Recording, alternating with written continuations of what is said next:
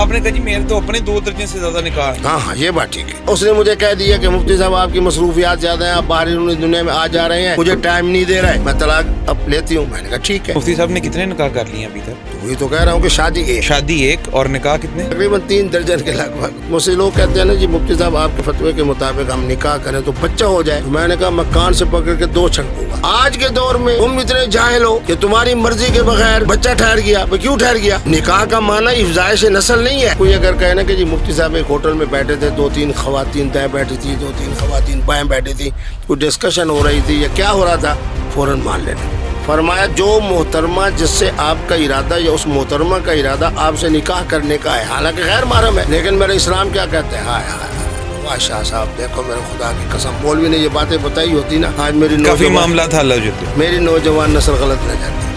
النظر الى المخطوبہ, فرمایا جو پیغام نکاح دے رہی ہے یا جس کو آپ پیغام نکاح دے رہے ہیں مخطوبہ, اس کو دیکھنا جائز ہے, حکم ہے. یعنی کہ آپ کے مطابق کہ اگر کوئی لڑکا اور لڑکی نکاح کا ارادہ رکھتے ہیں ان کو آپس میں ملاقات جائز ہے. بالکل. شادی کرنے سے پہلے مذہب ہمیں اس کا حکم بھی دیتا ہے اور اجازت بھی دیتا ہے. دیکھو میں حدیث اور فقہ کے کلمات پڑھ رہا ہوں, کوئی مصنوعی تو نہیں. آپ پوچھیں مفتی صاحب کہ جناب مفتی عبدالقوی صاحب نے کہا النظر الى المخطوبہ جائز, التکلم معها جائز, المشی معها جائز. میری فقہ کہہ رہی ہے, یہ میری حدیثیں کہہ رہی ہیں. نکاح کا تو مفتی صاحب مقصد ہی اپنی نسل بڑھانا نہیں ہے. نہیں لتسکنوا الیہا ومن آیاتہ ان خلق لکم من انفسکم ازواجا, فرمایا تمہارے لیے زوجہ کیوں ہے, لتسکنوا الیہا, تاکہ تم سکون حاصل کرو. سب سے بڑی نعمت کیا ہے؟ سب سے بڑی نعمت بیوی ہے جس سے اولاد آئے گی.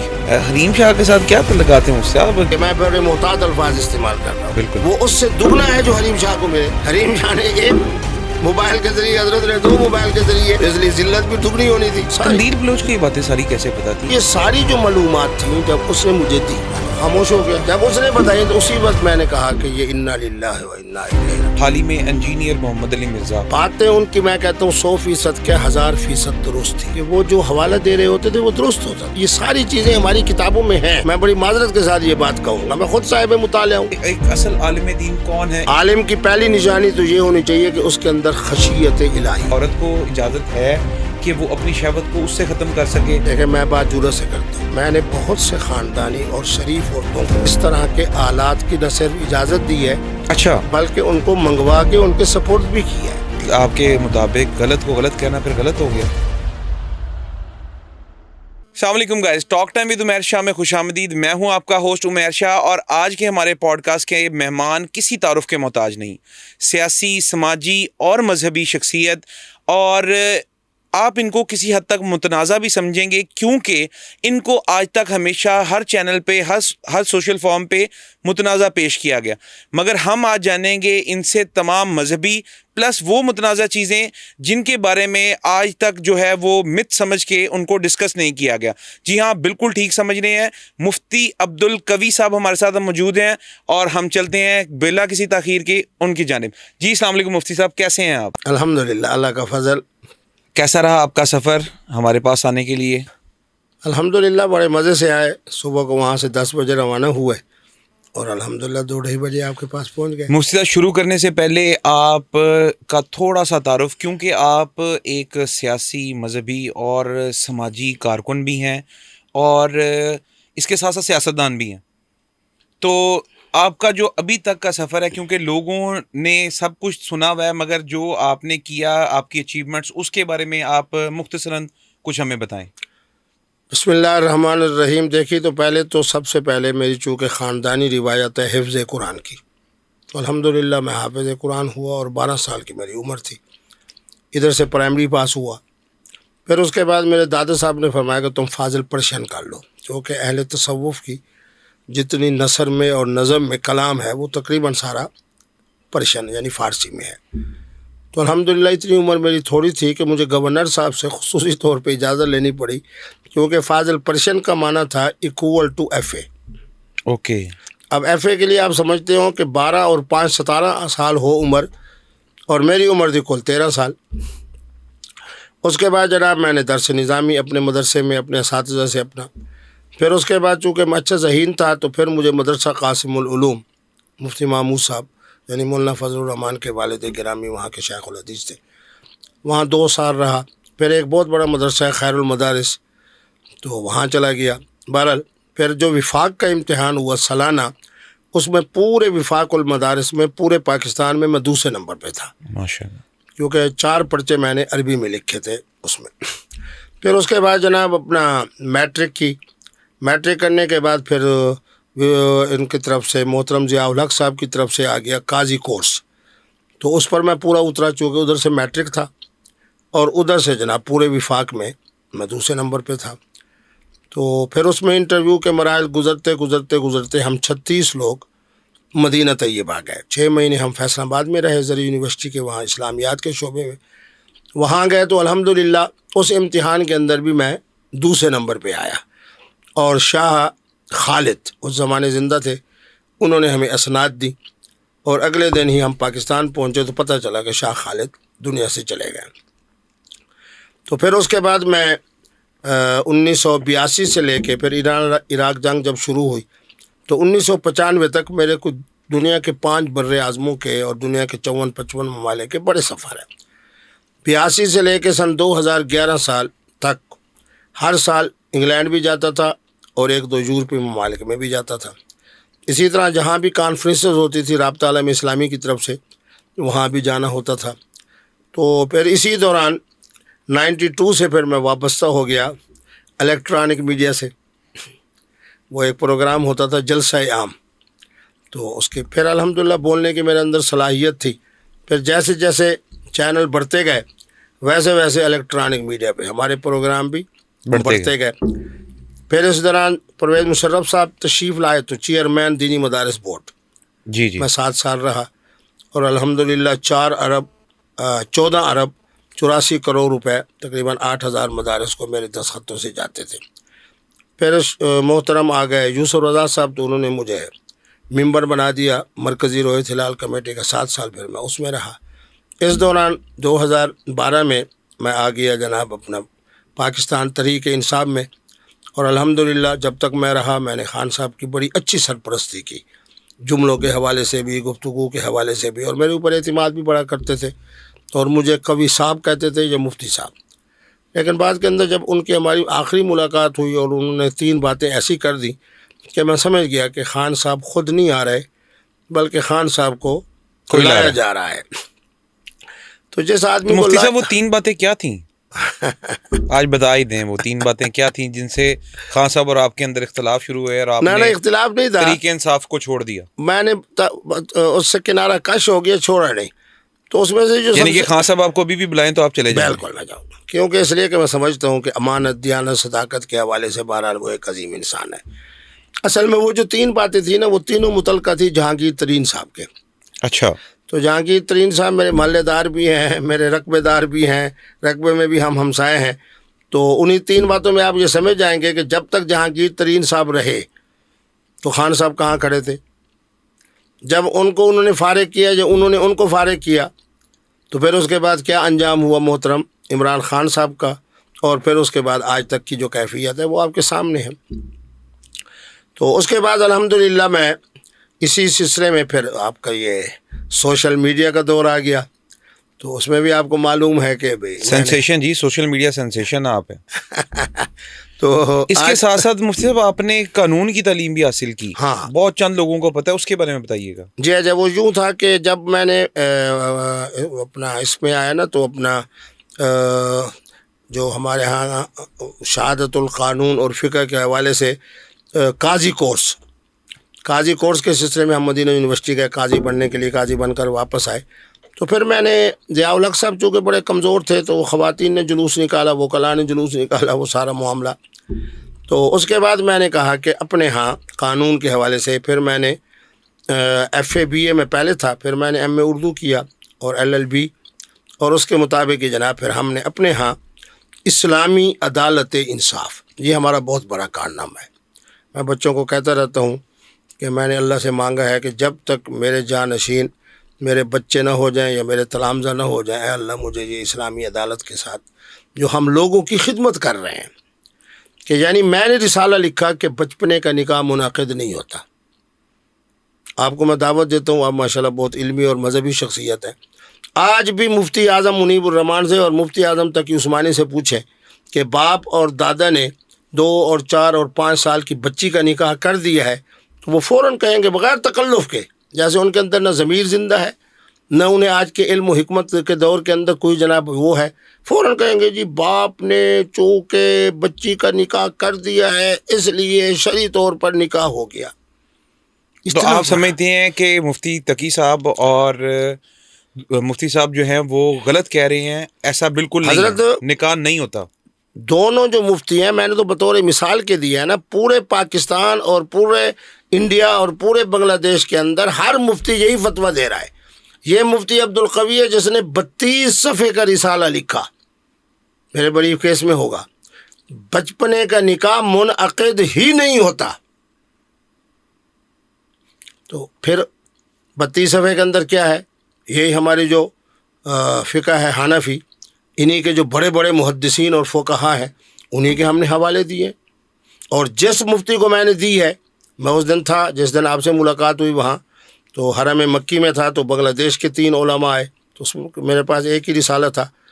بات یہ ہے کہ اب اس کا بنگالی میں ترجمہ بھی ہو چکا ہے، لیکن مسئلہ یہ ہے کہ یہ مسئلہ صرف ہمارے سرائیکی خطے کا ہے، یہ بھی یاد رکھیں۔ میں یہ نہیں کہتا کہ بنگلہ دیش میں وٹے سٹے کی بنیاد پر 2-4 سال کی بچی کا نکاح ہوتا ہے، وہاں نہیں ہوتا، نہ ہونے کے برابر۔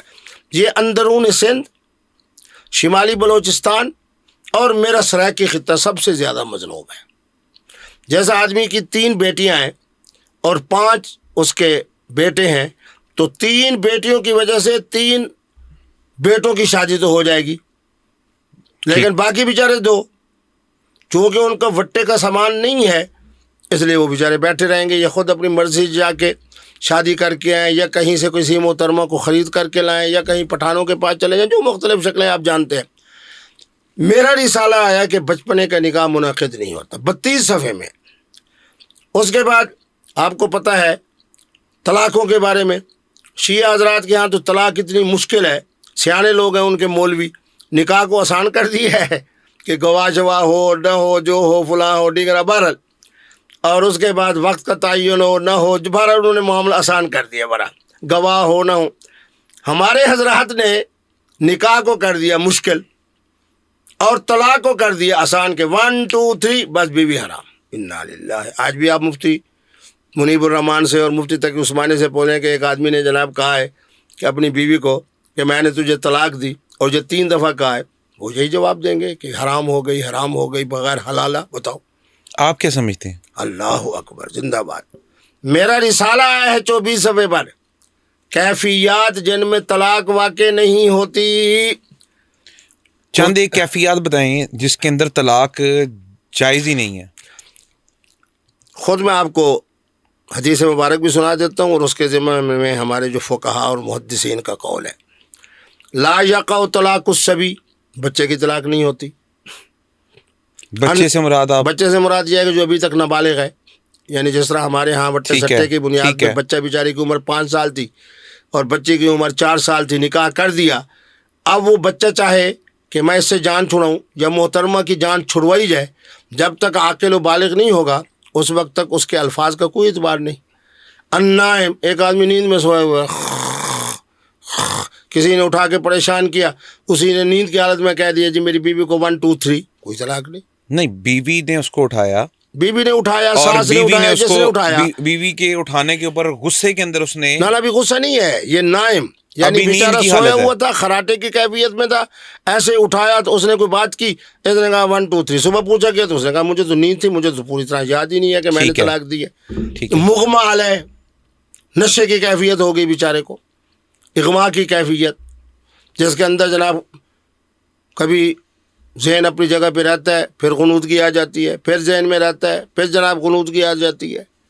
اسی طرح جنون، پاگل پڑنا، یعنی کہ غصہ کی بات ہو رہی ہے، یہ غصے کی آگے مختلف شکلیں۔ اسی طرح غضبان یعنی غصہ، اچھا اسی طرح سکران، نشئی، اچھا کوئی الکوہل پی ہوئی ہے یا الخمر پی ہوئی ہے، یا جناب کمبخت جو آج کل کے نئے اور نشے آئے ہوئے ہیں، اسی کے دوران جناب اس نے کہہ دیا 1 2 3، کوئی طلاق واقع نہیں ہوگی۔ تو مغلوب العقل، یہ اتنا زبردست لفظ میرے نبی رحمت نے عطا فرمایا ہے۔ آپ جانتے ہیں کہ مغلوب العقل کا معنی کیا ہے؟ کہ جیسے ہی آپ کے اوپر عقل کے اوپر غلبہ ہوا کس کا، جنون کا ہو سکتا ہے، غیرت کا ہو سکتا ہے، اس کے بعد اپنا لڑائی اور جھگڑے کا ہو سکتا ہے، توہین کا ہو سکتا ہے. میرے پاس بڑے سارے کیس آئے کہ میں گھر گیا تو آگے سانس پہلے چڑھ گئی، تجھے شرم نہیں آتا، نکما ہے، ہم نے تجھے رشتہ دے دیا. اب حیران ہو رہا ہے کہ بھی میری ماں ہے، میں اس گھر کا داماد ہوں، اس نے کہہ دیا 1 2 3، مغلوب العقل ہے، کوئی طلاق واقع نہیں ہوئی. چلیں یہ تو ہو گیا نا کے واقعات کے جن معاملات کے اندر طلاق نہیں ہو سکتی. کوئی 2 4 ایسے بتائیں جس سے لوگوں کو یہ بھی جو ہے پتہ لگے کہ یہ ان معاملات سے طلاق ہو بھی سکتی ہے. ہاں شاباش. بدرستی ہوش و حواس خمسہ بلا جبر و اکراه. اچھا خدا کی ایک ہی قسم جن سینٹینس میں لوگوں آپ کے نے لیے کلیئر کر دی ہے. جن لوگوں کے لیے میں دعا کرتا ہوں نا، اس میں تو ایک تو جو انگریز نے قانون بنایا نا کہ ریمانڈ زیادہ سے زیادہ 14 دن ہوگا، جی جی تو اس کے لیے میں بڑی دعا کرتا ہوں. کیونکہ جب میرا 13 دن کا ریمانڈ مکمل ہوا نا، لوگ پوچھتے ہیں کہ کیا ہوا، میں نے کہا مجھے تو 13 دن میں یہی ہوا کہ ایک کاغذ ملا اور اس SHO صاحب نے کہا جی اس کو اپنے ہاتھ سے لکھ دو، میرا 13 دن کا ریمانڈ تو یہی تھا. تو اس کے لیے دعا کرتا ہوں. دوسرے نمبر کے اوپر جس آدمی نے یہ جو نشہ ہے جس کی وجہ سے کوئی دانت کا درد ہے، فلاں درد ہے، آپریشن ہے، ایک اس کے لیے دعا کرتا ہوں. اور تیسرا اس خوش نصیب کے لیے، یہ کوئی وکیل تھا یا کوئی عالم تھا یا کون تھا جس نے یہ کہا ہے کہ بدرستی ہوش و حواس خمسہ بلا جبر و اکراه. ایک تو یہ طلاق اس وقت ہوگی جب یہ کیفیت ہوگی. دوسرا طلاق اس وقت ہوگی جب ناراضگی ہے. ٹھیک ہے. مانا یہ ہے کہ بیوی اور خامد کہتے ہیں بھی یار اب زندگی اکٹھے ہم گزار نہیں سکتے. اسی کو قرآن نے بھی بیان کیا، بالکل. فَإِمْسَاكٌ بِمَعْرُوفٍ أَوْ تَسْرِيحٌ. تو اس نے کہا چلو ایک دوسرے سے علیحدہ ہو جائیں. اب بدرستی ہوش و حواس خمسہ بیٹھا ہے خامد، آپس کے اندر کوئی لڑائی نہیں، کوئی جھگڑا نہیں، کوئی غصہ نہیں، کوئی یہ نہیں، کوئی مغلوب العقل نہیں، آپس میں مذاکرات ہو رہے ہیں. جس طرح نکاح کے مذاکرات ہیں اسی طرح طلاق کے مذاکرات ہو گئے. طلاق کے مذاکرات کے اندر اس نے کہا ٹھیک ہے اب مزید رہنا ناممکن ہے، میں تنسیق کروں، خلو کروں، تو مہربانی کر کے آپ مجھے طلاق دے دیں. انہوں نے جناب طلاق دے دی. تیسری وہ طلاق ہوگی جس کے اندر صرف ایک طلاق دی جائے، اور وہ بھی اس زمانے کے اندر جس زمانے کے اندر عورت اس خاص کیفیت میں نہ ہو جو کیفیت محترمہ کو ہوتی ہے 4 دن 5 6 دن کی. پھر اسی طرح مہینہ گزر جائے، پھر دوسری، پھر مہینہ گزر جائے، پھر. تو یہ 3 صورتیں ہیں جن میں طلاق ہوتی ہے.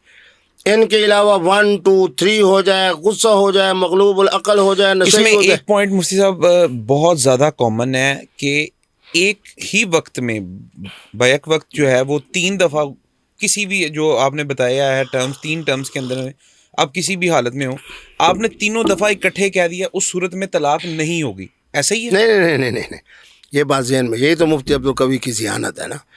اگر میں یہ کہوں کہ 3 طلاقیں جو ایک وقت میں دی گئیں، ٹھیک ہے، اب میں 2 لفظ کہوں، یا تو یہ ہے کہ بھی ایک ہوئی ہے 3 نہیں ہوئی، یہ ہمارے اہل حدیث حضرات کا موقف ہے جو عقل کے خلاف ہے. دوسرا اہل تشیع کا ہے کہ چونکہ یہ طلاق بدعی ہے اس لیے کوئی طلاق نہیں ہوئی. ٹھیک ہے.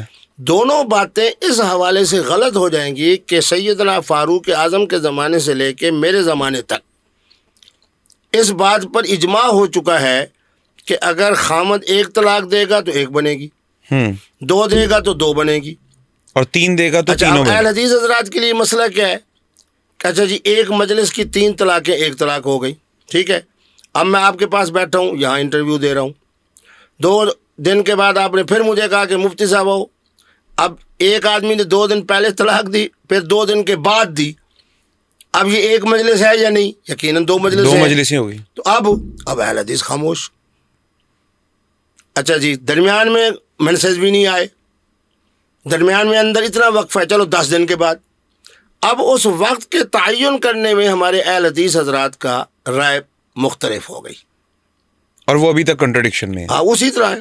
ہمارا رسالے نے آ کے موٹر وے کی برکت سے وہ GT روڈ سارے جو تھے نا ان کو فارغ کر دیا.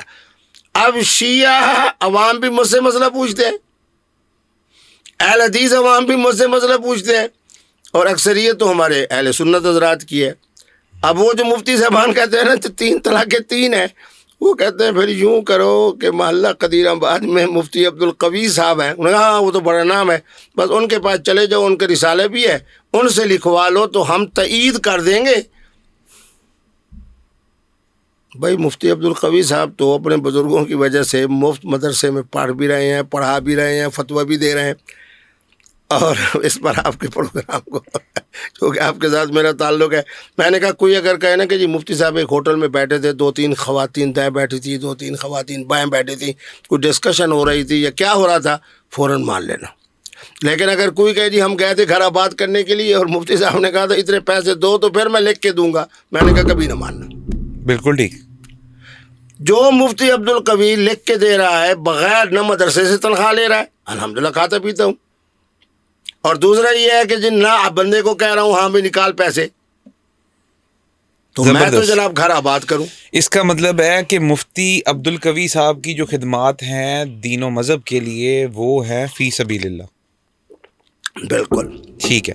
तो मुफ्ती साहब फिर आपका ज़रिया मुआश क्या है? क्योंकि कुछ हमारे ज़राए से हमें ये पता चला है कि ज़रिया मुआश बहुत डिफरेंट ज़राए से है, मगर मैं आपके मुंह से सुनना चाहता हूँ कि हमारे व्यूअर्स भी ये देखेंगे कि क्या मामला है, कहाँ से ये खर्चे आते हैं। देखें जी, आपकी हमारी मुलाकात मक्का मुकरमा में हुई ना। जी बिल्कुल। ये जो मैं सूट पहन के बैठा हूँ, ये हमारे एक साहब कहने लगे जी मुफ्ती साहब 22 सूट मैं आपको बना के दूंगा। वाह पठान, आपको पता है पठान की बात ना मानो तो वो भी मुसीबत। और मैंने उसको हाथ जोड़े, मैंने कहा मुझे 22 सूट नहीं चाहिए, मैं तो बिल्कुल एक ब्रीफ केस में जाता हूँ। और क्या लगा नहीं, फिर इस बात पे राज़ी हो गया कि अभी आपको 3 सूट सिलवा के देता हूँ, एक मैंने पहना हुआ है, 2 अभी तक मेरे घर में पड़े हैं। माना ये है कि जब मेरी कौम मुझसे प्यार करे, और प्यार भी वो कौम करे जिनको अल्लाह ने पैसा दिया हो, रिज़्क़ के हलाल की वुसअत दी हो, फिर पठानों जैसा दलेर बनाया हो। अब उस सूरत हाल के अंदर मुझे क्या ज़रूरत है कि दे जा रहा है खुदा, अल्लाह तेरा बूटा लाएगा। बिल्कुल ठीक। बात यह है कि जब अल्लाह तबारक व तआला बग़ैर मांग के मुझे रिज़्क़ के हलाल वालों की वजह से, रिज़्क़ के हलाल के वजह से हदाया भी दे रहे हैं, और खूबसूरत ख़वातीन भी मुझे पैगाम निकाह भेज रही हैं। जी उसकी तरफ भी आते हैं मुफ्ती साहब, माशाल्लाह बिलाशुबा जो है वो आपको निकाह के पैगाम तो आते ही रहेंगे। मुफ्ती साहब जैसे कि अभी आपने फरमाया कि निकाह के पैगामात आते हैं, तो सुना है इंडिया से भी बड़े पैगामात आए, और पाकिस्तान से जो पैगामात हैं उनके बारे में क्या कहेंगे? कितने के पैगामात आ गए हैं आज की तारीख़ में बताऊं? जी जी। एक मोहतरमा पिछले दिनों उनका फ़ोन आया कि मुफ्ती साहब 4.5 साल हुए मेरा खामद फौत हो गया। अच्छा। मेरे लिए सब कुछ आप है, और मैं हूँ भी पाकिस्तान तरीक़े इंसाफ में बड़ी एक्टिव। वाह वाह वाह। आपके एहतराम में मैंने आज उनको लाहौर नहीं बुलाया। नहीं तो आज आपका निकाह का इरादा था? नहीं, मोहतरमा आ जाएं, अच्छा। उनको देख लें। अच्छा, पहले लेकिन पसंद बहरहाल करें। जो उन्होंने वीडियो पे अपनी झलक दिखाई है, और ये बात भी याद रखें, जी जी। अन्नज़रु इलल मख्तूबा, हाय हाय, फरमाया जो मोहतरमा जिससे आपका इरादा या उस मोहतरमा का इरादा आपसे निकाह करने का है, हालांकि गैर महरम है, ना महरम ही है ना। जी जी बिल्कुल। अब निकाह वो से पहले तो मोहतरमा नाम जो है। गोजरा वाले में है तो मेरे लिए, लेकिन मेरा इस्लाम क्या कहते हैं, हाय हाय हाय, वाह शाह साहब देखो, मेरे खुदा की कसम, मौलवी ने ये बातें बताई होती ना, आज मेरी काफी मामला था अल्लाह जोते। मेरी नौजवान नस्ल गलत न जाती। बिल्कुल। अन्नज़रु इलल मख्तूबा, फरमाया जो पैगाम निकाह दे रही है या जिसको आप पैगाम निकाह दे रहे हैं, मख्तूबा, उसको देखना जायज़ है। हुक्म है। अच्छा हुक्म है। हाँ, जायज़ नहीं, हुक्म है। मज़हब ने हुक्म दे दिया है कि आप उसको देख सकते हैं जिसके साथ आपका निकाह का पैगाम या वो आपको भेज रहे हैं या आप उनको भेज रहे हैं। अब गोजना वाली मोहतरमा जब मेरे पास आए तो मेरा उसे देखना और वो मुझे देखे, ये शर्म जायज़। अत्तकल्लुम माहा, बैठ के गुफ्तगू तय कर रहे हैं, हाँ जी आप गोजना वाले में हो, मैं मुल्तान में हूँ, मैं आता हूँ लाहौर में, फिर जनाब मोटर वे के ज़रिए इस्लामाबाद जाता हूँ, आप अगर गोजना वाले से तशरीफ़ लाएंगी, कैसे आएंगी, ये सारा तकल्लुम, ये भी जायज़ है। चाहे इसमें 10 मिनट लगें, चाहे आधा घंटा लगे, चाहे 10 दिन लग जाए, ज़बरदस्त। अलमशियो माहा, गाड़ी की फ्रंट सीट पे बिठा के उनको घुमाना, उनको जनाब कहीं से अच्छी चाय पिलाना, एंटरटेन करना। यानी कि आपके मुताबिक कि अगर कोई लड़का और लड़की निकाह का इरादा रखते हैं या उनके घर वाले उनके निकाह का इरादा रखते हैं, तो इन जो मॉडर्न टर्म्स हम उसको ये कहते हैं कि उनको आपस में मुलाकात जायज़ है, اور وہ جس کو ہم ڈیٹ کہتے ہیں, بالکل ہم زبان کے اندر ڈیٹ کہتے ہیں, وہ ڈیٹ جائز ہے. وہ لڑکا لڑکی جا کے کہیں کافی پی سکتے ہیں, اپنی لائف انجوائے کر سکتے ہیں. بالکل شادی کرنے سے پہلے مذہب ہمیں اس کا حکم بھی دیتا ہے اور اجازت بھی دیتا ہے. دیکھو میں حدیث اور فقہ کے کلمات پڑھ رہا ہوں, کوئی مصنوعی تو نہیں. آپ پوچھیں مفتی صاحب سے کہ جناب مفتی عبدالقوی صاحب نے کہا النظر الی المخطوبہ جائز, التکلم معہا جائز, المشی معہا جائز. یہ میری فقہ کہہ رہی ہے, یہ میری حدیثیں کہہ رہی ہیں. اس پر آپ کو ایک لطیفہ سناؤں. جی جی. جب مولانا فضل الرحمان صاحب بھی تازہ سیاست میں آئے, ضیاء الحق کا دور تھا, ادھر سے محترمہ بے نظیر بھٹو صاحبہ تشریف لائیں. نواب زادہ نصر اللہ خان صاحب اس وقت مرکز ہوتے تھے سیاست کا.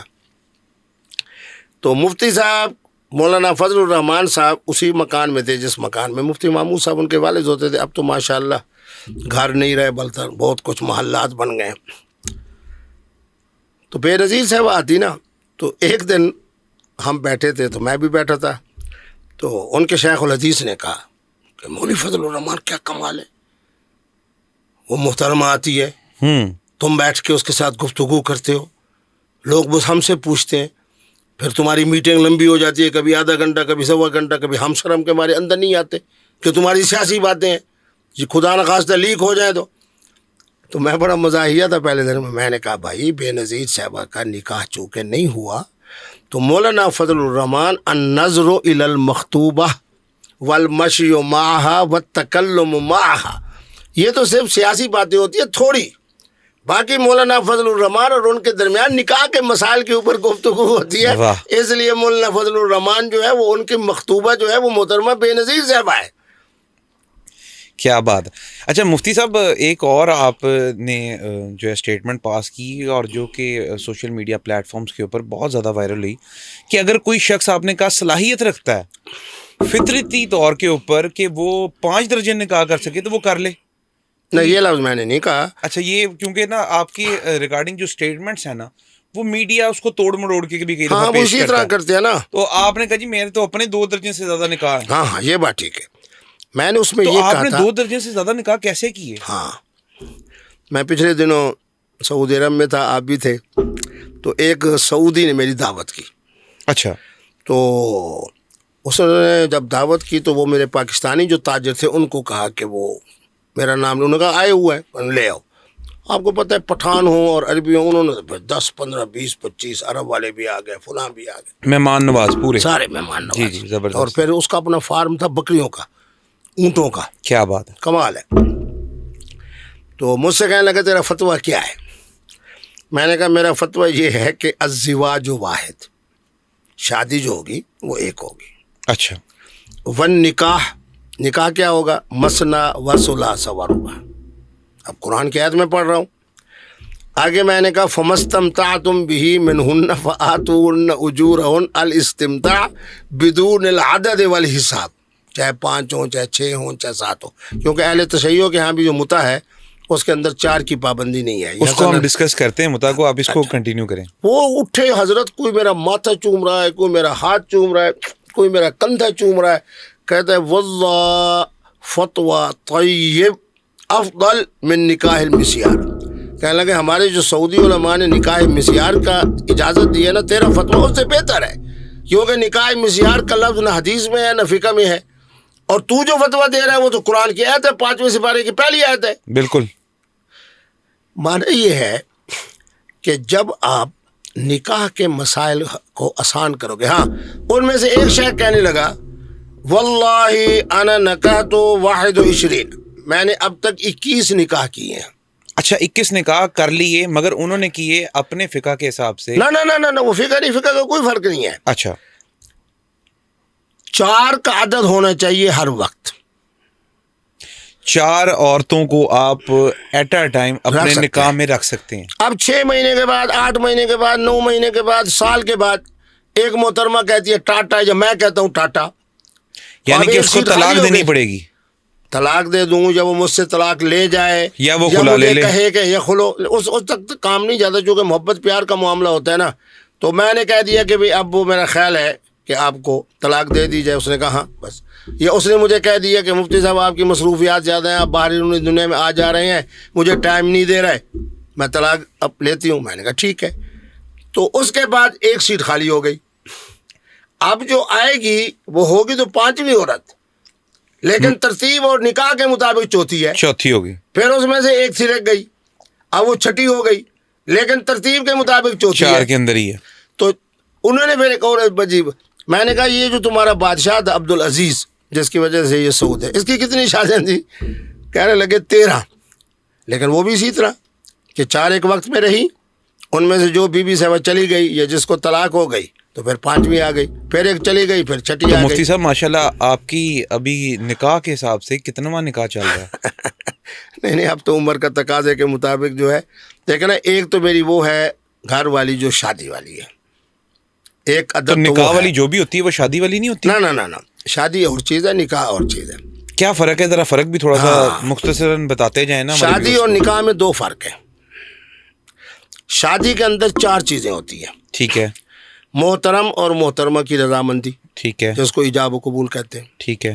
زیادہ سے زیادہ گواہ، جس طرح آپ دیکھتے ہیں پرت میں لکھا ہوتا ہے شادی کے وکیل کے گواہ، شادی کے تقرر کے گواہ، شادی کے گواہن. ٹھیک ہے. تیسرا ہوتا ہے اعلان عام کہ مفتی عبدالقوی صاحب کے نواسے کا فلاں دن شادی ہو رہی ہے، تو الحمدللہ اس کا کارڈ چھپے گا، لوگوں کو پیغام جائے گا، 700 800 1000 1200 1400 لوگ آئیں گے، پتہ ہوگا کہ مفتی صاحب کے نواسے کی شادی ہو رہی ہے.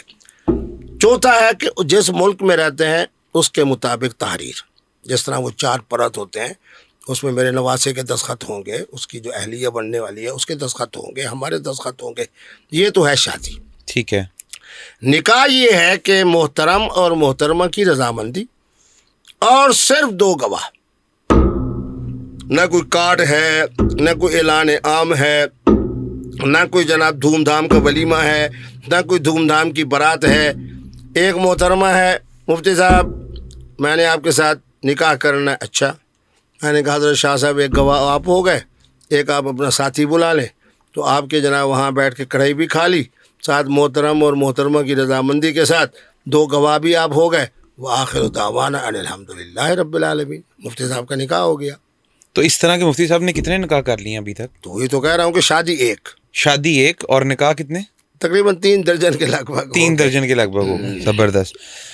مفتی صاحب آپ کا جو ہے متع کے بارے میں کیا جو ہے سٹانس ہے وہ ذرا کائنڈلی، کیونکہ نا اس کے اندر بہت زیادہ کنفیوژنز ہیں مسلک کے طور کے اوپر بھی، اور ویسے بھی لوگوں نے اس کو ایک ڈفرینٹ شکل دے دی ہے. تو اس کے بارے میں کائنڈلی ذرا نا بریفلی آپ بتائیے گا کہ کیا اصل متع کا کیا معاملات ہے، اور اس کے اندر مذہب نے اگر ہمارے لیے کچھ جو ہے وہ خلاصی رکھی ہے تو وہ کس طرح ہے؟ شاباش، بہت اعلیٰ سوال، کیونکہ میرا موضوع بھی یہی نکاح کا اور اس کا ہے. بات یہ ہے کہ حضور کے زمانے میں متع تھا، صدیق اکبر کے زمانے میں بھی متع تھا. ٹھیک ہے. وسانتین من خلافت عمر، سیدنا فاروق اعظم کی خلافت کے ابتدائی 2 سال میں بھی تھا. اب وہ تو متع کیا تھا؟ جس طرح آج کل ہمارے غزوات یعنی جنگ اور لڑائی کے موقع پہ جو نرسنگ کا وظیفہ ہے، ٹھیک ہے، یہ وہ خواتین دیتی تھیں جو کسی کے نکاح میں نہیں ہوتی تھی. مثلاً کسی کے نکاح میں مطلب کیا؟ یعنی مقصد یہ ہے کہ بیوہ کنواری عورتیں؟ نہ اچھا، بڑی عمر کی بیوہ، ٹھیک ہے، اور طلاق یافتہ، یہ جب آتی تھیں تو ان بیچارے مجاہدین، ان شہداء، کسی کی پٹی رکھنی ہے، کسی کی خدمت کرنی ہے، تو اس موقع کے اوپر پھر متع کی اجازت دی جاتی تھی. ٹھیک ہے. اب مثلا میں میدان جنگ میں آیا ہوں، ٹھیک ہے، میں نے محسوس کیا بھی اگر خدا نخواستہ میرے اوپر کوئی ہوتا ہے مسئلہ، تو یہ محترمہ اور یہ محترمہ، ان سے میں نے کہا کہ جب تک ہم غزوے میں ہیں تو آپ میرے ساتھ رہو گی، اور اس کا نام متع ہوگا، اور میں اگر زخمی ہو جاتا ہوں تو میری خدمت اس حوالے سے آپ کر سکو کہ چونکہ آپ غیر محرم تھی، اب متع کی وجہ سے آپ محرم بن گئے. ٹھیک ہے. سیدنا فاروق اعظم کے زمانے میں جب اسلام خوب پھیلا، یہی بات میں نے حسن اللہ یاری صاحب کو کہی، جس کی وجہ سے وہ خاموش ہو گئے. سیدنا فاروق اعظم کے زمانے خلافت میں جب اسلام بڑی تیزی سے پھیلا، حضرت نے فرمایا کہ یہ تھا صرف غزوات کے لیے، کیا اس کو حرام نہ قرار دے دیا جائے؟ کیوں؟ دیکھا نا، ظاہری طور کے اوپر تو اللہ معاف فرمائے بد اخلاقی اور بد کرداری کے قریب ہی ہے نا، نہ کوئی گواہ ہے، نہ کوئی حق مار ہے، نہ کوئی یہ ہے، نہ کوئی وہ. تو سیدنا فاروق اعظم کے زمانے میں، حضرت کے زمانہ خلافت میں، جس مجلس مشاورت نے کہا کہ متع حرام ہے، یہ میں نے اہل تشیع علماء کو کہا، کیا اس مجلس مشاورت میں علی پاک اور خود سیدنا امام حسن مجتبیٰ بیٹھے تھے یا نہیں بیٹھے تھے؟ بیٹھے تھے۔ جن 17 مسائل کو فاروق اعظم کے زمانے میں قانونی حیثیت دی گئی، 17 کے اوپر سیدنا علی المرتضیٰ کی مشاورت بھی ہے اور اس فیصلے کی تائید بھی ہے۔ پھر میں نے اس کی دوسری بات کی، میں نے کہا کہ متع کا جو ہے 12 ائمہ معصومین میں سے اگر کسی ایک امام معصوم نے زندگی میں صرف ایک مرتبہ کسی ایک محترمہ سے شیعہ حضرات کی کسی ایک روایت سے تم بتا دو کہ متع کی ہے، میں ابھی اعلان کرتا ہوں کہ متع حلال ہے۔ اچھا، میرے پڑھنے میں ایک آیا کہ حضرت ابوبکر صدیق رضی اللہ تعالیٰ عنہ نے متع کیا اور اس میں سے اولاد بھی ہوئی، اور وہ اولاد کو آپ نے اپنا نام بھی دیا، تو اس کے بارے میں کائنڈلی ہاں بتائیے۔ بالکل، وہ تو میں نے بتا رہا ہوں نا۔ جی جی کانت المتعۃ فی عہد رسول اللہ ٹھیک ہے۔ و ابی بکر، تو ابو بکر کے زمانے میں جب تھا تو یقیناً آپ نے متع کیا ہوگا۔ حسن اللہ یاری صاحب نے یہ کہہ دیا کہ حضور نے متع کیا ہے، میں نے کہا استغفر اللہ استغفر اللہ، تو انہوں نے کہا آپ نے استغفر اللہ کیوں کہا؟ میں نے کہا بات یہ ہے کہ اس محترمہ کا نام بتاؤ جس سے حضور نے متع کی ہے۔ اس کے ذہن میں ابو بکر والی روایت نہیں تھی، وہ حضور کی طرف چلے گئے۔ بہرحال دوسرے یہ ہے کہ متع کیوں حرام ہے، دیکھو نا، اس کو دماغ سے سوچیں۔ میں آپ کے پاس آیا، میں نے کہا جی میں نے صرف 15 منٹ انٹرویو دینا ہے اور اس کے بعد اجازت، اور میں گھڑی دیکھ رہا ہوں۔ متع کے اندر ہے وقت کا تعین، جو سب سے بڑی خرابی ہے۔ یہی میں نے شیعہ علماء کو کہا، انہوں نے کہا آپ کیا کرتے ہیں؟ میں نے کہا شباش، فَمَسْتَمْتَعْتُمْ بِهِ مِنْهُنَّ فَآتُوهُنَّ أُجُورَهُنَّ، آپ کے ہاں متع قرآن کے مطابق ہم اہل سنت کے لیے استمتاع۔ متع کیوں حرام ہے؟ اس لیے کہ وقت کا تعین ہے۔ استمتاع میرے والا اس لیے حلال ہے کہ وقت کا تعین نہیں، جب تک رہیں گے تا میری جب وفات اچھے تک، طریقے سے ختم ہو تو اب ختم ہاں کر دیں۔ نہیں لمبا بھی ہو سکتا ہے سلسلہ، میری وفات تک بھی جا سکتا ہے۔ اب مثلاً اگر میرے پاس اس وقت ایک ہی محترمہ ہے شادی والی، اور میرے پاس دوسرا تیسرے چوتھے نکاح والی عورت نہیں ہے، گنجائش ہے ابھی بھی آپ کے گنجائش ہے، پاس۔ تو اس زمانے میں اگر میں کسی کے ساتھ استمتاع کر لیتا ہوں تو ہو سکتا ہے کہ وہ 6 سال چلے، 4 سال چلے، 5 سال چلے، 2 سال چلے، جب تک چلے۔ ایک تو وقت کا تعین ہے متع میں۔ اچھا، یہ جو آپ جو کرتے ہیں اس کے اندر بھی عدت کرنی پڑتی ہے کہ اس کے اندر عورت کے لیے عدت کی ضرورت نہیں ہے؟ اب تو شیعہ علماء بھی متع کے اندر عدت کہتے ہیں۔ اچھا، ہاں، کیونکہ عدت کیا ہے؟ عدت کا معنی یہ ہے کہ کیا مفتی عبدالقوی صاحب کے اس عمل کی وجہ سے محترمہ جو ہے وہ کسی حاملہ تو بچے نہیں کی، ہوگی؟ ہاں کہیں بچہ جو ہے وہ پیٹ میں تو نہیں ہے۔ لیکن آج کے ترقی یافتہ دور میں مجھ سے لوگ کہتے ہیں نا جی مفتی صاحب آپ کے فتوے کے مطابق ہم نکاح کریں تو بچہ ہو جائے، تو میں نے کہا میں کان سے پکڑ کے 2 چھنکوں گا۔ آج کے دور میں تم اتنے جاہل ہو کہ تمہاری مرضی کے بغیر بچہ ٹھہر گیا، بھئی کیوں ٹھہر گیا؟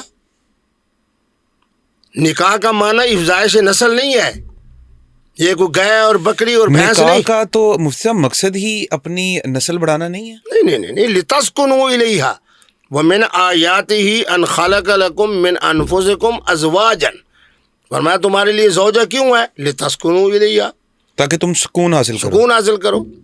اب ایک محترمہ جو ہے میری سال 70 سال کی ہے، پہلی والی میری بیگم، اور ایک محترمہ جو ہے وہ 42-40 سال کی ہے، ایک محترمہ راکھی سامت کی عمر میں ہے، وہ 35-36 سال کی ہے، تو جو سکون اس نے فراہم کرنا ہے وہ 70 تو وہ سال میری ہیں۔ بزرگ، بلکہ مجھے اس کی خدمت کرنی پڑے گی۔ تو معنی یہ ہے کہ شادی کا مقصد سکون ہے۔ اس کی بہترین مثال ہے، آدم علیہ السلام جنت میں تھے، بالکل۔ کسی نعمت کی کمی تھی؟ جنت کی نعمتیں تھی نا، اور بار بار کیوں کہہ رہے ہیں اللہ سیاں مجھے جیون ساتھی دے، اللہ سیاں مجھے جیون ساتھی دے، اللہ سے بیوی ہوا آ گئی۔ معنی یہ ہے کہ اس دن ایک چینل کے نے پوچھا کہ جی سب سے بڑی نعمت کیا ہے؟ وہ خود ہی پھر بول پڑی کہ اولاد۔ میں نے کہا نہیں، سب سے بڑی نعمت بیوی ہے، جس سے اولاد آئے گی۔ جیتے رہے۔ بات یہ ہے کہ ہمارے مذہبی لوگوں نے اس کو اپنا موضوع ہی نہیں بنایا۔ میں ان کی شکایت نہیں کر رہا، بالکل۔ جب مفتی منیب الرحمان بیچارہ ساری زندگی ایک ہی بیوی پہ اکتفا کرے گا تو کیا اس نے دوسری اور تیسرے اور چوتھے نکاح کے لیے کوئی آسانی پیدا کرنی ہے؟ اور کون بدبخت عورت ہے جو مفتی منیب الرحمان کو پیغام نکاح بھیجے؟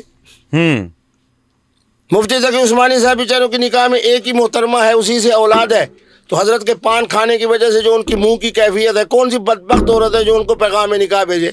پیغام نکاح آئیں گے، مفتی صاحب کو آئیں گے، اینک مزیدار ہے، شکل مزیدار ہے، رنگ مزیدار ہے، صحت مزیدار ہے، پھر اس کے ساتھ جناب کھانا پینا مزیدار ہے۔ خواتین، مفتی صاحب کا آپ کے بارے میں آپ نے خود بھی فرمایا کہ مفتی عبدالقوی ایک شہد کا چھتا ہے، ہاں بالکل، مکھیاں خود ہی جو ہے وہ اٹریکٹ ہوتی ہیں۔ تو ابھی تک تو ہم نے دیکھا بھی سابقہ کچھ عرصے کے اندر کافی لوگ اٹریکٹ ہوئے آپ سے۔ حریم شاہ کا ذکر کرتے چلیں، حریم شاہ کے ساتھ کیا تعلقات ہیں مفتی صاحب کہ پتہ چلا کہ مفتی صاحب کو آخر کے اندر ایک تھپڑ بھی رسید کر دیا حریم شاہ نے، تو وہ کیا معاملات ہوئے؟ جس محترمہ نے آ کے مجھے یوں ہاتھ رکھا نا، چلو اس کا نام تھپڑ ہی میں رکھ دیتا ہوں اپنی تواضع کے لیے، وغیرہ اس بیچاری نے آ کے یہاں ہاتھ ہی رکھا تھا، ٹھیک ہے، اس کا نام تھا عائشہ۔ اچھا، وہ آپ کے لاہور میں ہے اور انتہائی بری حالت میں ہے، کیونکہ اس کے خامد نے عبداللہ اس کا نام تھا، تو اس نے اگلے دن ہی مجھے فون کر کے کہا کہ مفتی صاحب میں نے اس کو فارغ کر دیا کہ تو نے ایک عالم دین کی، کیونکہ آپ کو پتہ ہے پٹھان اس معاملے میں مجھ سے، اور یہ جو تھی ہماری حریم شاہ، یہ تو پیچھے مولوی عبدالعزیز کی طرح تصویر بنا رہی تھی۔ تو میں نے لوگوں کو کہا، میں نے کہا اس نے ایک موبائل کے ذریعے ویڈیو بنائی اور حضرت مولانا عبدالعزیز صاحب نے 2 موبائلوں کے ذریعے ہاتھ میں پسٹل پکڑ کے ویڈیو بنائی۔ ہاں، وہ پسٹل والے سے پسٹل لے کے کلاشن کو، اور اس کو اپنا موبائل دیا کہ تم بناؤ، اور اس نے ایک موبائل کی وجہ سے جتنی ذلت تک پہنچی وہ بھی آپ کے سامنے ہے۔ اور آج کل مولوی عبدالعزیز بیچارہ علماء دیوبند کی طرف سے جس طرح کی جناب بیچارے کے ساتھ تنہائی کا معاملہ ہے، اور جس طریقے میں اس بیچارے کی بے توقیری ہو رہی ہے، میں بڑے محتاط الفاظ استعمال کر رہا ہوں، بالکل وہ اس سے دگنا ہے جو حریم شاہ کو ملے۔ حریم شاہ نے ایک موبائل کے ذریعے، حضرت نے 2 موبائل کے ذریعے، تو اس لیے ذلت بھی دگنی ہونی تھی، دگنی ہونی تھی۔ یعنی کہ جس نے مفتی عبدالقوی کو ستایا اس جس نے نے دنیا اور انسان آخرت میں کو کچھ نہ پایا۔ دیکھیں حضرت، یہ مفتی عبدالقوی کی بات نہیں، اچھا، یہ تو حضور کا فرمان ہے کہ مظلوم کے درمیان اور اللہ کے درمیان کوئی فاصلہ نہیں ہوتا، لیس بینہ و بین اللہ حجاب۔ جب بالکل کسی کا آپ دل دکھائیں گے تو اس نے آسمان کی طرف دیکھ کے یوں کہا نا اللہ، بس اگلے کا بیڑا غرق ہو گیا ظالم کا۔ اچھا مفتی صاحب، مجھے یہ بتائیے گا، آپ نے ایک بیان دیا کہ خواتین سے بوس و کنار کرنے کے لیے نکاح کی ضرورت نہیں ہے، 2 بندوں کا، ایک لڑکے اور ایک لڑکی کا وداؤٹ نکاح بوس و کنار کرنے میں کوئی ممانعت نہیں ہے۔ اس کے ساتھ ساتھ آپ نے یہ بھی کہا کہ جو ہے نا وہ ان کے درمیان میں کسی بھی اگر کوئی نکاح کبھی کرنا چاہتے ہیں تو کسی مولوی کی ضرورت نہیں ہے، بس 2 گواہ کے سامنے اگر وہ کہہ دیں کہ جی ہم ایک دوسرے سے جو ہے وہ نکاح کرنا چاہ رہے ہیں تو بس وہ 2 گواہ کافی ہیں۔ کیا ابھی بھی آپ اس بیان پہ قائم ہیں؟ نہیں، بوس و کنار والی بات تو نہ آج تک میں نے کی ہے، اچھا، اور نہ کسی اس چینل پہ ہوگی۔ البتہ دوسری بات میں نے کی ہے کہ محترم اور محترمہ اگر دونوں باہمی طور پہ راضی ہیں تو درمیان کے اندر نہ نکاح خان کی ضرورت ہے، نہ کسی جناب خطبے کی ضرورت ہے، نہ کسی عالم کی ضرورت ہے۔ محترم اور محترمہ کی رضامندی کا نام ہی نکاح ہے، النکاح ینعقد بالایجاب والقبول۔ باقی اگر محترم اور محترمہ جو ہے وہاں 4 صورتیں جو میں نے بتائیں کہ ایک دوسرے کو دیکھ سکتے ہیں، جی وہ تو آپ ایک دوسرے کے ساتھ بوس و کنار کی بات نہیں ہے۔ اچھا، بوس و کنار مخطوبہ ہو یعنی جسے پیغام نکاح دینا، اس کے لیے بھی حرام، اور جناب اگر عام محترم اور محترمہ ہے تو وہ بھی حرام۔ اچھا مجھے یہ بتائیے کہ مناہل ملک کے بارے میں تھوڑا سا بات کریں گے آپ سے۔ آپ نے کہا کہ میرا ان کے ساتھ بڑا درینہ تعلق ہے، تو کیا انہوں نے بھی نکاح کا پیغام بھیجا؟ اور آپ نے جو ہے وہ ان کی ویڈیوز کے بارے میں بھی آپ کو پتا ہوگا، اس کے بارے میں کیا ویڈیو لیک ہوئی؟ نہیں، مناہل ملک صاحبہ کا، انہوں نے رابطہ کیا آپ سے اس بارے میں؟ مناہل ملک صاحبہ کا یہ ہے کہ میں بھی ان دنوں میں دبئی تھا، اچھا، تو وہ بھی دبئی تشریف لائی ہوئی تھی جب ان کی ویڈیوز لیک ہوئی۔ بس میں جو ویڈیو ہوئی تو میں اس دنوں میں وہیں تھا، پھر اس پر میں نے تبصرہ بھی کیا، میں نے یہی کہا کہ مناہل صاحبہ آپ غلط بیانی نہ کریں، صرف یہ کہیں کہ غلطی ہو گئی ہے، حماقت ہو گئی ہے، میں اللہ سے معافی مانگتی ہوں۔ اب آپ کہو کہ میں نہیں ہوں، یہ کوئی اور ہے، یہ جھوٹ کا گناہ جو ہے وہ اس گناہ سے زیادہ ہے جس حالت میں آپ کی ویڈیو وائرل ہوئی ہے۔ تو بہرحال منائل ملک صاحبہ کو اللہ تبارک و تعالیٰ مزید آگے ان کے فن کے اظہار کے حوالے سے ترقی دیں. لیکن بہرحال اور ان کا فن جو ہے وہ ٹک ٹاک کا فن، اس کی بارے میں اصل میں آپ کو بتاؤں نا کہ ہر نشہ آور چیز کی نقصان یہی ہے کہ عقل اتنا مغلوب ہو جاتا ہے کہ سامنے پڑا ہوا جناب اپنا وہ موبائل فون ہو یا جو چیز بن رہی ہو تو اس بیچارے کو پتہ نہیں چلتا کہ میرے ساتھ کیا ہو رہا ہے، اور یہ چیز حرام ہے. اچھا مفتی صاحب، لگے ہاتھ ایک بڑا اسکینڈل جو آپ سے منسلک ہے وہ قندیل بلوچ کا ہے. اس کے بارے میں آپ سے آج جو ہے وہ ڈسکشن کریں گے جو آپ نے آج تک کبھی کسی کو نہ ڈسکس کیا. ٹھیک ہے. ہم نے یہ دیکھا کہ قندیل بلوچ کا کیس آیا، آپ کو انہوں نے شامل تفتیش بھی کیا اور سارے معاملات آپ کے اوپر باقاعدہ ایک کامن جو پاکستانی ہے وہ یہ سمجھتا ہے کہ اس کے قتل کے کیس کے اندر اور دوسرے معاملات میں مفتی عبدالقوی کا بہت بڑا کردار ہے. جبکہ ایک ریسنٹلی سرچ آئی، ہم نے سوشل میڈیا پہ وائرل ہوتے بھی دیکھا کہ عمران خان صاحب اور بی بی بشرا کے بارے میں انہوں نے جو ہے وہ کچھ ڈسکشن کی تھی، جس کے بعد یہ سارے معاملات ہوئے. تو اس بارے میں ایک کمپلیٹ آپ کی کیا رائے ہے اور اصل حقائق سے ہمارے ویورز کو جو ہے آگاہ کریں. دیکھیں بات یہ ہے کہ جس دن وہ مظلومہ شہید ہوئی ہے. اچھا، آپ اسے مظلومہ مانتے ہیں؟ کیونکہ جب بھائی اور کزن اس بیچاری کے جسم کو دبا کے، اس کی ٹانگوں کو باندھ کے، اس کے یہاں ہاتھ رکھ کے 1 گھنٹہ اور 12 منٹ کی رپورٹ ہے ہماری جو ہماری جو پولیس کی رپورٹ آئی ہے، تو اس سے زیادہ بیچاری کی مظلومیت کیا ہو سکتی ہے. 2.5 سال تک مفتی عبدالقوی کا نام نہیں ہے. 2.5 سال کے بعد یہ کہا گیا کہ اس کے بھائی کا فون آیا تھا اور مفتی عبدالقوی صاحب نے سنا تھا. مفتی عبدالقوی صاحب نے منصوبہ سازی کی اور اس کے ساتھ مفتی صاحب کا نام شامل کیا جائے. تو چونکہ بات ساری فرضی تھی، خود ہمارے کوئی سیاسی حضرات بھی اس میں ملوث تھے، چونکہ میں اس وقت عمران خان صاحب کی. کون تھا ملوث؟ بتا دیں کھل کے مفتی صاحب. وہی مولانا فضل الرحمان صاحب. اچھا. ادھر سے کچھ این جی اوز بھی تھی، انہوں نے بھی یہ دیکھا کہ جناب مفتی صاحب کا نام ڈالو گے تو بڑا وائرل ہوگا. پھر انٹرنیشنل جو میڈیا تھا وہ بھی. تو اس لیے میں پہلی پیشی پہ باعزت بری ہو کے آگے، کیونکہ ان کے پاس نہ کوئی شہادت تھی، نہ کوئی ان کے پاس ثبوت تھا. ویسے آپ کے قندیل بلوچ کے ساتھ روابط اچھے تھے؟ بھائی ایک ہی ملاقات ہے نا، ایک ہی ملاقات ہے. میرے پاس ہوٹل میں تشریف لائی، ماہ رمضان تھا، میں جناب عالم آن لائن پروگرام کی وجہ سے مہمان تھا. تو البتہ یہ آپ کی بات بالکل معلومات درست ہے کہ انہوں نے مجھے پورے 3 گھنٹوں میں سے آدھا پون گھنٹہ صرف یہ بتایا کہ بشرا بی بی کون ہے. آپ کو نہیں پتا تھا؟ مجھے یہ نہیں پتا تھا کہ اتنی وضاحت کے ساتھ. اچھا. کہ بشرا بی بی کون ہے، پاک پتن سے ہیں، پھر خاور منی کا ان کا خامند ہے. ان میں سے 10% میرے پاس معلومات تھی، 90% تو اس نے دی. بنی گالہ میں کیا ہوتا رہا اور بنی گالہ میں کیا ہوتا تھا، پھر ہمارے جو جہانگیر ترین صاحب ہیں ان کی کیا کیا خدمات ہیں، اور ٹرانسپورٹ کا مسئلہ کس کے ذریعے حل ہو رہا ہے، ملاقاتیں کیسی ہو رہی. قندیل بلوچ کو یہ باتیں ساری کیسے پتہ تھی؟ ایک بہت ہی نارمل سے گھر سے اس کا تعلق تھا. کمال ہے. تو آپ نے نہیں پوچھا کہ یہ تمہارے ذرائع کون سے ہیں، کون سی ایجنسی سے ہو تم؟ میں نے یہ پوچھا. اس نے کہا کہ جی مجھے دلچسپی ہے عمران خان سے شادی کرنے کی. اچھا. اور میں آپ کے پاس بھی اس لیے آئی ہوں کہ آپ کا خان صاحب سے ایک بڑا قریبی تعلق ہے. میں نے ان کے سامنے نعیم الحق صاحب کو فون کیا، مرحوم کو، انہوں نے اٹھا لیا. خان صاحب سے میری بات ہوئی لیکن محترمہ کا میں نے نام نہیں لیا. اب یہ ساری جو معلومات تھیں جب اس نے مجھے دی، میں تو خاموش ہو گیا. 3.5 گھنٹے کی جو میٹنگ آپ کی ان کے ساتھ ہوئی، قندیل بلوچ کے ساتھ، مرحومہ کے ساتھ، اس میں انہوں نے آپ کو یہ ساری باتیں بتائیں؟ اچھا. پھر اس کے بعد ایک اور انٹرویو اس نے دیا، پتہ نہیں میری ملاقات سے پہلے یا بعد. اس میں بھولی نے وہ ساری باتیں بتا دی ایک مارننگ شو کے اندر. جب اس نے بتائی تو اسی وقت میں نے کہا کہ یہ انا للہ و انا الیہ، کیونکہ ہماری جو مختلف ایجنسیز ہوتی ہے نا، تو جس کے ساتھ مخلص ہوتی ہیں بہت زیادہ مخلص ہوتی ہے، اس کی ذات سے بھی زیادہ مخلص ہوتی ہے. تو پھر اس کے بعد اب اس کے بھائی کو کس طرح باخبر کیا گیا، کس طرح اس کو ذہنی طور پہ تیار کیا گیا، کس طرح وہ بیچاری ملتان آئی اور اس کو جناب کہا گیا کہ تم رمادہ کی بجائے آج رات ہمارے پاس ٹھہرو.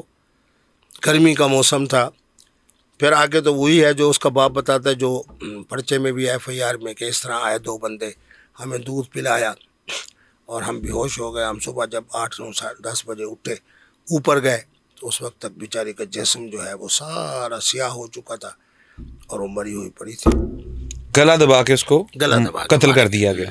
مفتی صاحب، قندیل بلوچ نے اس 3.5 گھنٹے کی ملاقات کے اندر آپ کو جو حقائق بتائے، جو کہ آپ کے مطابق اس نے نادانی کے اندر جو ہے وہ سوشل میڈیا کے اوپر بھی بتا دیے، تو وہ کیا تھے؟ ان میں سے کچھ بتائیں گے آپ؟ آپ اس کے لیے نادانی کا لفظ نہ کہیں. اچھا. میں تو اس بات پہ حیران تھا کہ اتنی معلومات بغیر مشاہدے کے اس کے پاس کیسے ہیں. اب دیکھیں نا، جہانگیر ترین رقبے کے حوالے سے میرا ہمسا ہے، وہ مجھے بتا رہی ہے کہ جی جہانگیر ترین صاحب کا وہاں فارم ہاؤس ہے، یوں ہے وہ ہے، ڈینگرا بلانا. کیسے پتہ تھی اس کو؟ کمال ہے ویسے. اچھا، آپ دوسرے نے پوچھا نہیں اس سے؟ نہیں، میں نے اسے یہ پوچھا تو مجھے اس نے یہ بتایا کہ چونکہ میں خان صاحب سے نکاح کرنا چاہتی ہوں، اس لیے ان کی جو ایکٹیویٹیز ہیں نا ان سے میں باخبر ہوں. پھر نعیم الحق صاحب نے بھی اس بات کی تائید کی کہ یہ 1 2 دفعہ اپنی گالا بھی آئی ہے، 1 2 دفعہ ہمارے جلسوں میں بھی آئی ہے، اور آنے کے بعد جناب یہ بہت زیادہ جناب ہمارے ساتھ اس وقت رابطے کی ہے. پتہ نہیں، ہو سکتا ہے کہ انہی رابطے والے جن لوگ تھے جو خان صاحب کے بہت زیادہ قریب تھے ان میں سے کسی نے بتایا ہو، اور یہ بھی ہو سکتا ہے کہ کسی ایجنسی نے بتایا ہو. تو آپ نے ان کو اس کو وارن نہیں کیا قندیل بلوچ کو؟ نہیں، میں کیونکہ اس لیے کہ ان کی بات ہماری ہو رہی تھی سرائکی میں. سرائکی میٹھی زبان ہے، تو آپ کو پتہ ہے والی میٹھی زبان کے اندر میری گفتگو وہی میٹھی ہوتی ہے. تو بہرحال میں اس بات میں حیران تھا کہ اس کے معلومات 100% بعد میں درست ثابت ہوئے، اور اس کا معنی یہ ہے کہ اتنے معلومات اس کے پاس موجود ہیں. یہ بھی ہو سکتا ہے کہ ایک ایجنسی نے معلومات اس کو دیے ہوں، دوسری معلومات دوسری ایجنسی صاحب نے اس کو جناب اس انجام تک پہنچایا ہو، اس کے بھائی کے ذریعے اور کزن کے ذریعے. اچھا مفتی صاحب، یہ بتائیے گا کہ حال ہی میں انجینئر محمد علی مرزا، کچھ علماء دین کا اس کے بارے میں خیال ہے کہ اس نے قوم کو جو ہے ایک الگ جو ہے وہ مسلک کی طرف لے کے آیا، اور کچھ کا خیال ہے کہ محمد علی مرزا جو ہے وہ ٹھیک کر رہا تھا، کچھ باتیں اس کی ٹھیک تھیں مگر انداز بیان غلط تھا. تو اس کے بارے میں کیا کہنا چاہیں گے؟ بہت اعلیٰ بات کی. انجینئر صاحب سے میرا رابطہ تھا، کیونکہ بہت سارے لوگ ایسے ہیں جو مجھ سے ان کے بارے میں پوچھتے تھے. اور کس حد تک رابطہ تھا آپ کا؟ مطلب رابطہ یوں تھا کہ مثلاً کوئی 2 3 لوگ گئے ہیں جھنگ سے، ٹھیک ہے، یا پتوکی سے، یا میاں چنو سے، یا ملتان سے، تو انہوں نے مجھے بتایا کہ جی اس طرح ہم گئے تھے اور ان کے اکیڈمی میں گئے اور یہ بات ہوئی، اور پھر ہم نے آپ کا تذکرہ کیا. ایک دفعہ تو ایک صاحب مجھے ملے تو میں نے ان کو اپنی 2 کتابیں بھی دیں، یہی ایک 55 کے نکاح والا اور یہ کیفیات طلاق واقع نہیں ہوتی. دیکھیں، بات یہ ہے کہ الدین کلہ ادب. باتیں ان کی میں کہتا ہوں 100% کے 1000% درست تھی.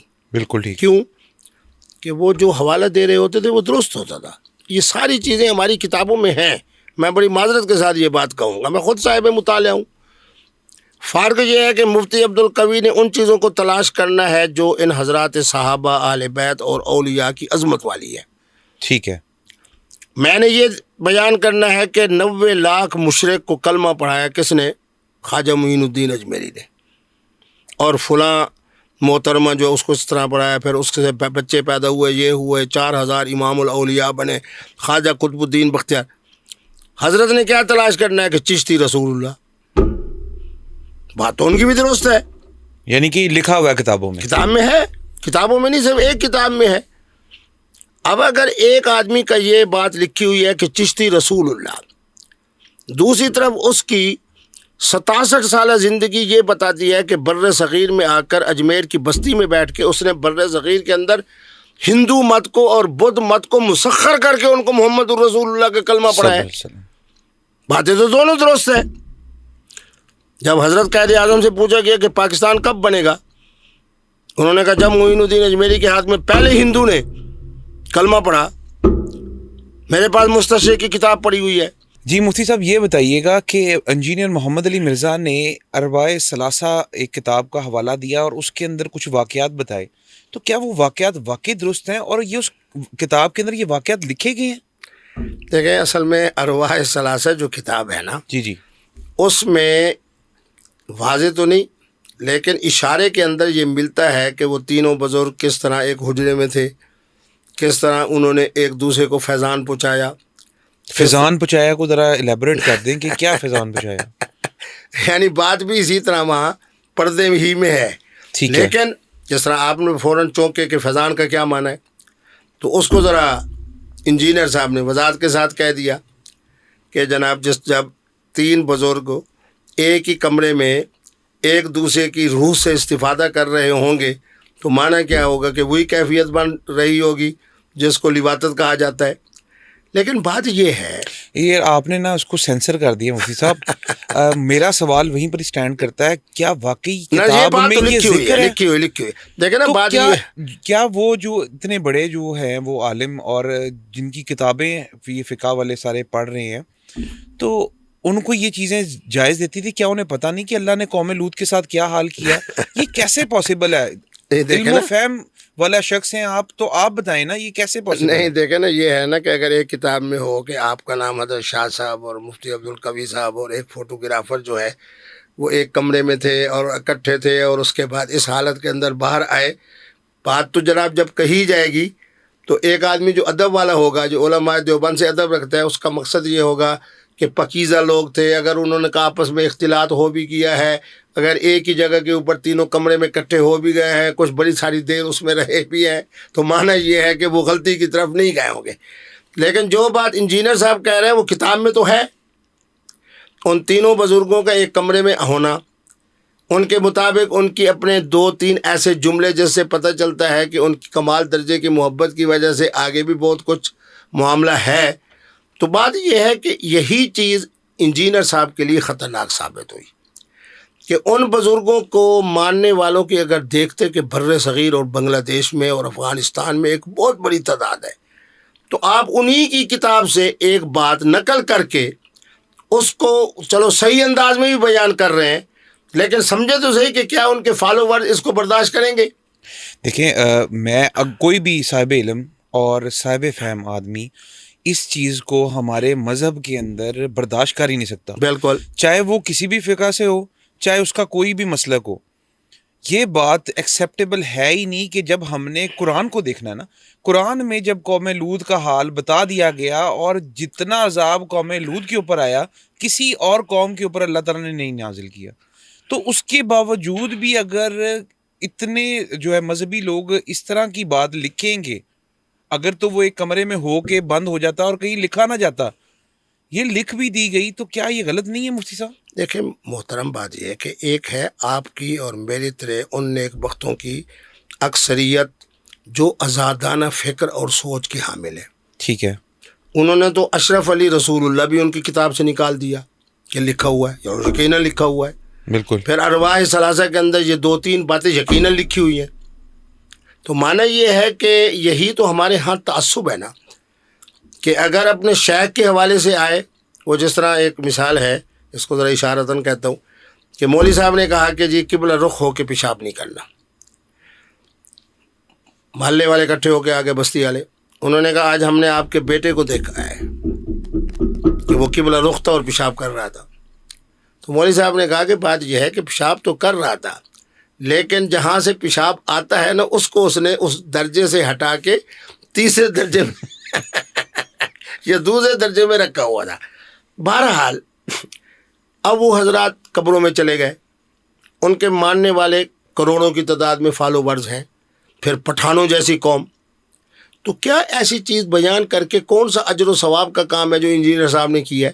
لیکن انجینئر صاحب جو کچھ کہہ رہے ہیں سچ، یعنی کہ آپ کا کہنے کا مطلب ہے کہ انجینئر صاحب نے جو کہا وہ سچ ہے اور حق ہے. سچ ہے، لیکن کیا کہنا چاہیے یا نہیں کہنا چاہیے یہ حکمت کے خلاف تھا. نہیں کہنا چاہیے تھا. نہیں کہنا چاہیے تھا.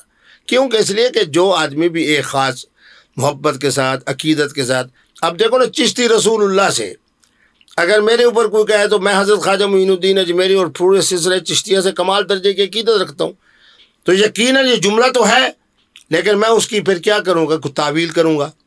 بھائی چشتی رسول اللہ تھا، لفظ رسول حذف ہو گیا کہ حضرت جو چشتی حضرت ہیں وہ اللہ کے رسول بن کر ہندوستان میں تشریف لائے. یہ کہوں گا کہ جس نے لکھا ہے اس نے بے احتیاطی کی ہے، اس کو یہ نہیں لکھنا چاہیے تھا. تو معنی یہ ہے کہ ایسی چیزوں کو تلاش کرنا مکھی بن کر، جس کے اندر محبین کا دل بھی زخمی کیا جائے، دیوبندی حضرات کا دل بھی زخمی کیا جائے. اچھا پھر بختالہ اہل حدیث ہے، سب سے زیادہ اس پہ ناراض بھی اہل حدیث ہے. آپ کے مطابق غلط کو غلط کہنا پھر غلط ہو گیا؟ نہیں، غلط کو آپ کہیں. دیکھیں نا، میں بات کرتا ہوں، ہمارے سامنے ایک غامدی صاحب کی مثال بھی ہے جی، مولانا مودودی کی مثال بھی ہے جی جی، اسی طرح ندوی حضرات بھی ہیں. وہ ان باتوں کو کہتے ہیں کہ غلط ہے، لیکن ذرا انداز صحیح ہونا چاہیے نا. تو بابے کچھ نہیں، استغفر اللہ جی. اب دیکھیں میرے والد صاحب کے بارے میں ایک آدمی بات کرتا ہے، جبکہ میں دیکھ رہا ہوں کہ تہجد گزار ہیں، صاحب تقوی ہیں، صاحب فتویٰ ہیں، پھر مجھے وراثت ملی انہی کی برکت سے. اب میرے بارے میں میرے سامنے کوئی یہ کہے کہ تو آپ کا بابا تو ہے ہی کچھ نہیں. اب دیکھو نا، یہ جملہ کہہ کے انجینئر صاحب کیا کہنا چاہتے ہیں؟ تھوڑے بابے کوئی نہیں. اچھا ایک دفعہ میری ان سے گفتگو ہوئی، آپ کی طرح ایک ذہین جو ہے اینکر تھا، اس نے ان سے انٹرویو لیا. اس نے کہا کہ دین کتابوں میں ہے، بابوں کے پاس نہیں. اس نے مجھے ملا دیا ان کی سمجھے آزمائش. میں نے کہا کہ میرے گھر میں ہر بچہ اور ہر بچی حافظ قرآن ہے ماشاءاللہ. تو آج کے بعد میں نے کہا قرآن بابوں سے پڑھیں، استاد سے پڑھیں، شیخ سے پڑھیں، اپنے والد سے پڑھیں، دادا سے پڑھیں، پھپھی سے پڑھیں، یا بخاری و مسلم سے پڑھیں. تو پھنس گیا. بات یہ ہے کہ بات کوئی عقل کی کرو نا. قرآن یہ کہتا ہے آمنو کما آمن الناس. ہمارے لیے قرآن بھی حجت اور وہ انسان بھی حجت جو ہمیں قرآن کے حوالے سے تعلیم دے. اچھا تھوڑے بابے تو چیز، اللہ اکبر یار، یہ تو ہمارے بابے ہیں. اسی میں امام بخاری بھی تو ہمارا بابا ہے، امام مسلم بھی تو ہمارا بابا ہے. ظاہر. تو لفظ بابا کو مطلقاً مذاق اڑانا. تو آپ مفتی صاحب یہ سمجھتے ہیں کہ انجینئر محمد علی مرزا کی بد تہذیبی جو ہے وہ جو ہے ان کو اس نیج پہ لے آئی ہے، تو کیا عمر قید یا پھانسی یا کوئی رجوع کا بھی معاملہ ابھی ہو سکتا ہے؟ دیکھیں ہمارے کیا فقہا یہ سزا ہی بنتی ہے اس کی توہین مذہب کے اوپر؟ دیکھو ہمارے فقہا ہر مسئلے کو بیان کر کے گئے.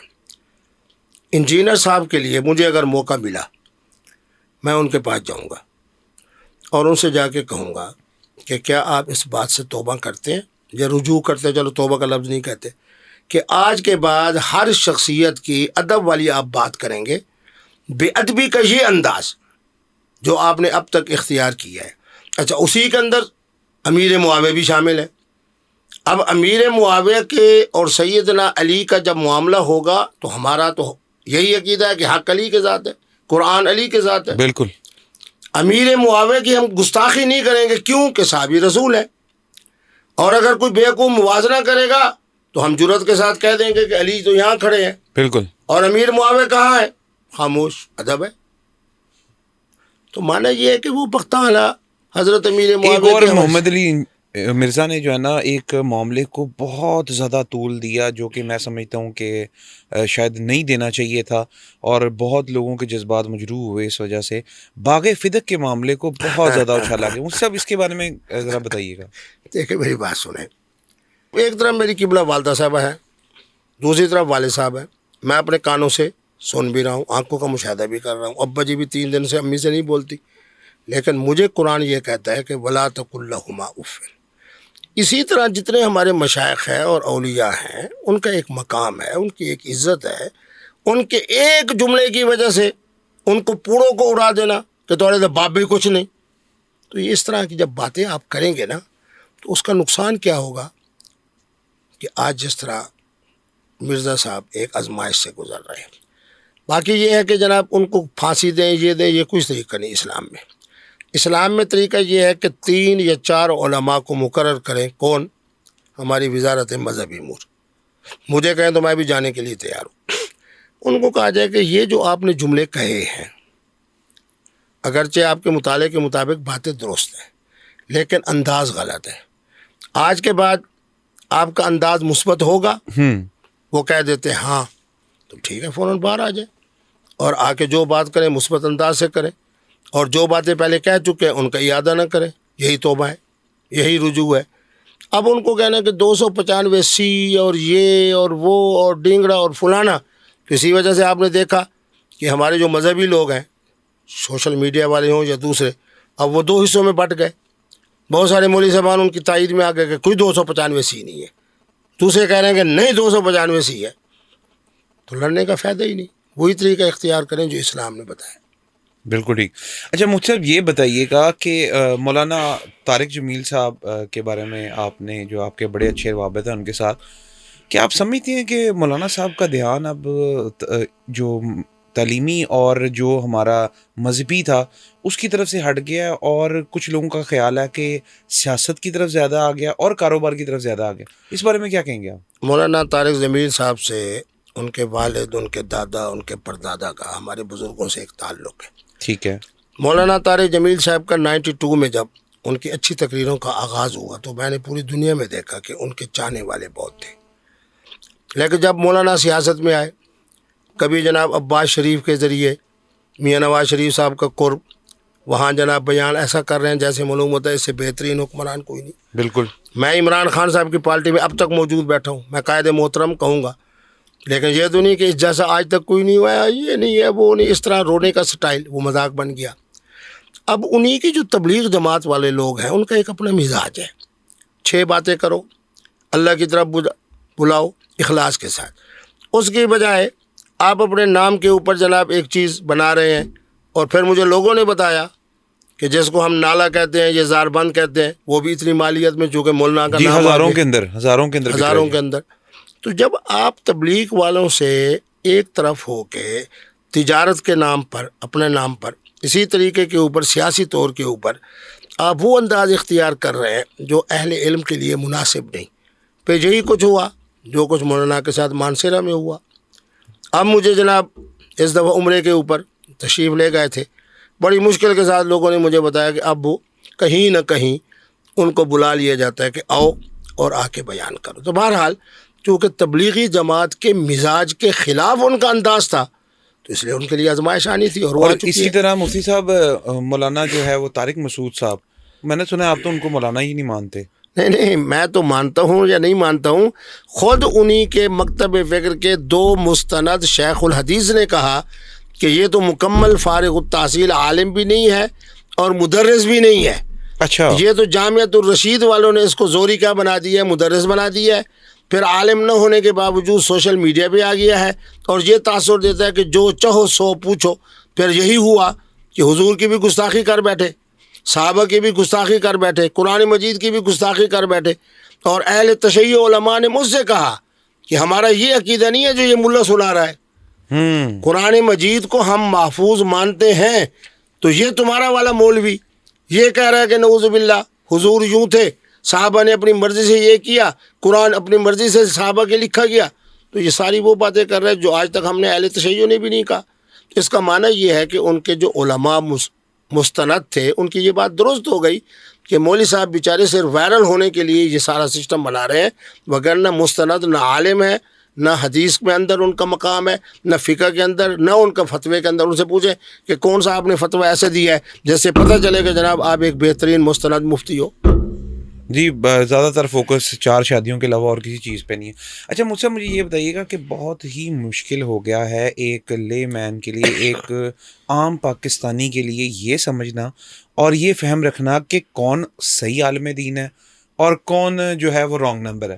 بڑا مشکل ہو گیا. اس کے بارے میں کوئی عالم دین کی ایک پرفیکٹ اگزامپل، یا جو آپ سمجھتے ہیں کہ ایک اصل عالم دین کون ہے، اس کے بارے میں جو ہے وہ مختصراً بتائیے گا.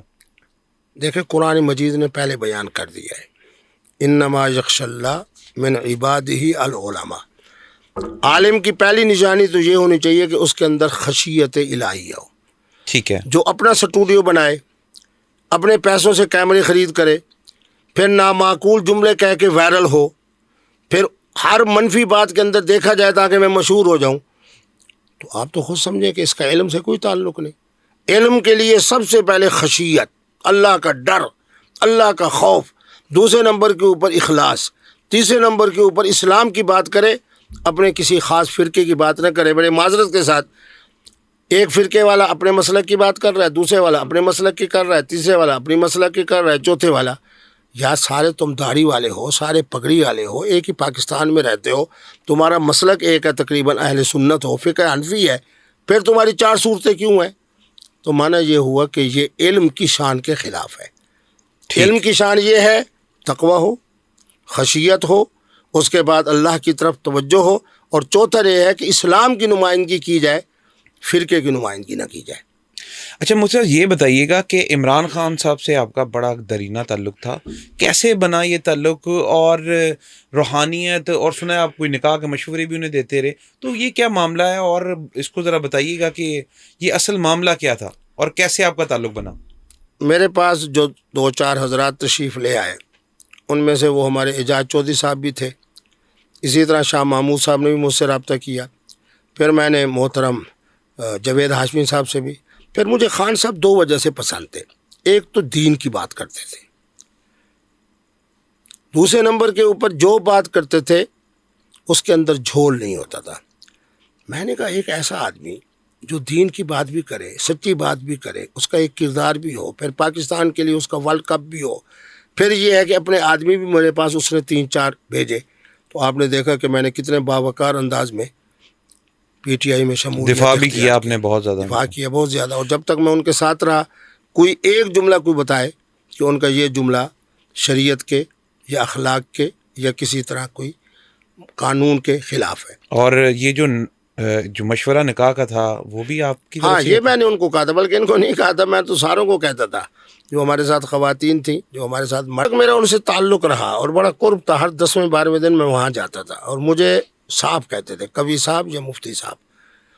تو اس وقت تک آپ نے دیکھا کہ بات پوری صحیح، اخلاق والی، شریعت والی، دین والی، سیدنا فاروق اعظم کی عظمت والی، اور مدینے کی ریاست۔ پھر میں نے کہا مدینے جیسی ریاست کا ہے، اور جیسے ہی میں نے محسوس کیا کہ اب یہ مسلط کیے جا رہے ہیں دوسروں کی طرح پاکستان پر، اور وزیر اعظم بننے کو ان کو اتنا شوق ہو گیا ہے کہ اب اس انتظار میں بیٹھے ہیں کہ کس وقت جناب میں وزیر اعظم بنوں، تو میں پھر ہٹ گیا۔ میں نے کہا پھر اب نظریات تو رہے نہیں، اب تو صرف اور صرف پاکستان کے اوپر مسلط ہونا ہے، اور پھر وہی کچھ ہوا جو تو آپ نے آج دیکھا۔ کی تاریخ کے اندر عمران خان صاحب کو کیا مشورہ ہے اور سیاسی حالات کے اوپر کچھ اس کو مختصراً بتائیں ذرا۔ بس میرا ان کو یہی مشورہ ہے کہ اگر اندر رہنا چاہتے ہیں تو رہ جائیں، اور اگر سب جیل بن جائے، بنی گالا، تو اس میں تشریف لے آئیں، لوگوں سے ملاقات کریں۔ نہ آج کے بعد ان کا موضوع سیاست ہو، نہ ان کا موضوع جمہوریت ہو، نہ ان کا موضوع آج کل ہمارے ادارے ہوں۔ بیٹھ کے آرام سے خدمت انسانیت کے حوالے سے کام کریں، اور اس کے اندر سیاست کے حوالے سے اپنے متبادل لوگوں کو مقرر کریں، جس طرح وہ جناب وزیر اعلیٰ بھاگ رہا ہے کہ بتاؤ جی میں کس کس کو وزیر بناؤں، بس اس طرح سرپرستی فرمائیں اور آرام سے بیٹھ کے ریٹائرڈ لائف گزاریں۔ بچوں کو بلا لیں وہاں سے، قاسم کو، سلیمان کو، ان کی شادی کا انتظام کریں، کوئی بندوبست کا انتظام کریں۔ اگر ان کے پاس کوئی اچھے رشتے ہیں تو ٹھیک ہے، نہیں تو مفتی عبدالقوی صاحب کی خدمات حاصل کریں، انشاءاللہ ان کے بہترین رشتے ڈھونڈتے ہیں۔ اچھا مفتی صاحب، مجھے یہ بتائیے گا کہ سوشل میڈیا فورم کے بارے میں آپ کچھ اختلاف رکھتے تھے کہ جو مذہبی علماء ہیں وہ کہتے ہیں کہ جو ہے وہ سوشل میڈیا کی انکم، آپ نے کہا حرام ہے، میں بالکل نہیں کروں گا، اور اب سنا ہے کہ اپنا چینل لانچ کر رہے ہیں، تو کیا معاملات ہیں وہ تو بتائیں۔ نہیں، میں نے حرام نہیں کہا، میں نے کہا یہی مسئلہ ان سے پوچھ لیں۔ ٹھیک ہے۔ مفتی عبدالقوی نے آج تک اپنا چینل نہیں بنایا۔ کیا وجہ اس کی؟ ہاں، اس کی وجہ کیا ہے کہ اگر میری گفتگو سے ہمارے یہ بچے نوجوان، کسی کی ملازمت پختہ ہو جاتی ہے، کسی کے پاس جناب $1000 کا چیک آ جاتا ہے، تو کیا مجھے بابا بن کے سرپرستی نہیں کرنی چاہیے؟ جب اللہ تبارک و تعالیٰ نے مجھے ہر حوالے سے رزق حلال میں وسعت دی ہے، میرے بچے جناب رزق حلال کی وسعت کے ساتھ زندگی گزار رہے ہیں، میں ان مفتیان کرام سے پوچھتا ہوں کہ یہ بتائیں کہ اپنے حلال کے پیسے سے کیمرے خرید کرنا، اپنے حلال کے پیسوں سے پورا سٹوڈیو بنا کے اس کے اندر تشریف رکھنا، پھر اس کے جناب ایک کمرہ مختص کرنا اس کے لیے کہ جناب یہ سٹوڈیو ہے، پھر اس کے اندر بیٹھ کے ایسی ایسی گفتگو کرنی جس کی وجہ سے وائرل ہو جانا، اور وہ جملہ بھی ایسا ہونا جو امت کے جو اتفاقی مزاج ہے اس کے خلاف ہو۔ تو پھر اس کے بعد یہ ہے کہ آپ کے اپنے علماء آپ کو عالم بھی نہ مانے، آپ کے اپنے علماء آپ کے اوپر اعتماد بھی نہ کریں۔ تو اب مجھے بتا دیں کہ آج اگر ان سے یہ پوچھا جائے کہ جی تصویر، وہ کہیں حرام، تو حضرت یہ کیا ہے؟ ادھر حرام بھی کہتے ہو، ادھر جناب حرام کے حوالے سے سارے انتظامات بھی کرتے ہو، پھر اس سے جو انکم آتی ہے اس سے جناب اپنے 3 4 بیگمات کی سرپرستی کر کے بچوں کو جو 1 درجن کے قریب ہے ان کی بھی جناب سرپرستی کرتے ہو۔ تو آپ خود بتا دیں کہ حرام کی وجہ سے جو پیسہ آئے گا تو اس کی شرعی حیثیت کیا ہوگی؟ پوچھ لیں مولانا سے۔ اچھا مفتی صاحب، یہ بتائیے گا کہ آپ سے ریلیٹڈ ایک فوٹو جو ہے وہ سوشل میڈیا پہ آج کل بہت وائرل ہے. میں تو یہ سمجھ رہا تھا کہ شاید مفتی صاحب یہی وجہ ہے کہ مفتی صاحب کے پاس عورتیں کا رش لگا رہتا ہے عورتوں کا. مجھے صاحب سنا ہے بڑی پراپرٹی ہے, کچھ 2 آرمی کے جو ہے وہ افسران کے نام آپ کے ساتھ منسلک, اور مربوں کے اندر جگہ. تو کیا واقعی یہ جگہ آپ کی اپنی ہے, ملکیتی ہے, کس کی جگہ ہے, اور کیا مفتی صاحب کے پاس اس طرح کی بے تحاشا جگہ ہے؟ ہاں 25 مربع رقبہ ہے. یہ ہم نے 2006 میں خریدا تھا. یہ قلعہ ڈرائیور جو ہے اس کی طرف ہے, اور وہ جو 2 فوجی حضرات ہیں ان میں سے ایک والد صاحب ہیں, ایک ان کے بیٹا ہیں, تو وہ میرے ساتھ حصے دار ہیں اس کے اندر. تو مانا یہ ہے کہ انہوں نے بھی خریدا, میں نے بھی خریدا. اس کے بعد ہم نے چاہا کہ اس کو آباد کیا یہ جائے. مشترکہ آپ کا ہے؟ یہ مشترکہ ہمارا ٹھیک ہے. رقبہ ہے. تو اس کے اندر یہ ہے کہ وہ کوئی اتنا زیادہ قیمتی نہیں ہے کیونکہ قلعہ ریگستانی ڈرائیور علاقہ ہے. ریگستانی علاقہ ہے, لیکن اب وہ قیمتی اس لیے بن گیا ہے کہ اب وہاں مچھلی فارم بھی بن رہے ہیں, جیپ ریلیز بھی بڑی ہو رہی جیب ہے. ریلیز بھی ہو رہی ہیں. دوسرا یہ ہے کہ ہمارا جو رقبہ ہے 25 وہ ایسا بہترین محل وقوع ہے کہ اس طرف جناب رینجرز ہے, اس طرف جناب ہمارے وہ جو خلیج والے شہزادے ہیں, اور فلاں جناب ان کا رن وے کی طرح جناب بنا ہوا روڈ ہے, اور یہ ہمارا رقبہ ہے. اندر ایک جناب کوئی جگہ بھی بنی ہوئی ہے جہاں سالانہ میلہ ہوتا ہے. تو معنی یہ ہے کہ ہم یہ چاہ رہے ہیں کہ اس کو بیچتے نہیں, البتہ اس کو آباد کریں. اچھا مفتی صاحب یہ بتائیے گا, ملتان کے ایک سابق وزیر نے کہا کہ یار ہم سرائکی جو ہیں, اور خصوصاً یہ جو پٹی ہے آپ کی, یہ پاکستان کی 70% آبادی ہے, جبکہ فضل الرحمان کو ہم سے زیادہ پروٹوکول ملتا ہے, بات بھی اس کی سنی جاتی ہے. تو اس کے بارے میں کیا کہنا چاہیں گے؟ اچھا اگر وہ سرائکی کہتے ہیں نا تو چلو پھر بات کوئی عقل کی ہوتی. اچھا انہوں نے کہا اس ملک میں ہماری آبادی 70% سے زیادہ ہے, ٹھیک ہے, بڑے بڑے علماء ہیں. ہمیں تو اخبار میں خبر دینے کے لیے اور تصویر کے لیے ہم سوچتے ہیں کہ پتہ نہیں کہ ہاں ہمیں جگہ ملے گی, جبکہ فضل الرحمان نہ لفظ مولوی کہا, ہاں جی, نہ مولانا کہا, نہ جناب کہا, نہ محترم کہا. انہوں نے کہا دیکھیں فضل الرحمان ایک بات کرتا ہے, اس کی بات سنی جاتی ہے, اس کو ایک اہمیت دی جاتی ہے. لیکن بات یہ ہے کہ فضل الرحمان صاحب جیسا بھی ہو, ہر وقت وہ 5-6-7 MNA لے کر ہر اسمبلی میں پہنچتے ہیں. آخر ووٹ ملتے ہیں تو پہنچتے ہیں. آپ مجھے بتائیں کہ آپ کا کون سا آدمی ہے جو نون کی بغیر, پی پی کے بغیر, پی ٹی آئی کے بغیر کوئی ایک سیٹ لے سکے؟ سیٹ لے کے رہا, بالکل ٹھیک. تو آج اہمیت تو اسی کو دی جائے گی نا, بالکل ٹھیک. جس کے پاس عوامی قوت ہوگی. مفتی عبدالقوی کو کیوں اہمیت دیتے ہیں؟ اس لیے دیتے ہیں انہوں نے دیکھا کہ یار اس کا ایک مرکز ہے, اس کا ایک دارالعلوم ہے, اس کا جناب ایک مقام ہے, پھر رقبہ ہے جس طرح آپ فرما رہے ہیں. پھر جناب آ کے اسلامی عدالت کے حوالے سے مفتی عبدالقوی لوگوں کے درمیان یہ مسئلہ اگر ان کو پتہ چل جائے کہ مفتی عبدالقوی جناب نہ جداد والا ہے, نہ وراثت والا ہے, نہ حسب والا ہے, نہ نظب والا ہے, نہ اس کے بعد مدینہ یونیورسٹی کی کوئی سند ہے, بالکل بے باقا ہے, تو کیا مجھے اتنی اہمیت ملے گی؟ بالکل بھی نہیں. اچھا مجھ سے یہ بتائیے گا کہ بڑا کامن سا سوال ہے, اور شاید شرح میں کوئی نہیں ہے, تو اس لیے ہم اس کو ڈسکس کر سکتے ہیں آپ کے ساتھ. حقوق زوجیت ایک بندہ نہیں ادا کر پا رہا, تو اس کے لیے کوئی اور آپشن آپ سمجھتے ہیں کہ دین کے اندر کسی قسم کی ممانعت تو نہیں ہے کہ یہ کرنا ہے اور یہ نہیں کرنا؟ اس کے بارے میں ذرا کائنڈلی. بہت عمدہ سوال ہے, میرا دل چاہ رہا ہے کہ آپ کا ماتھا چوما جائے.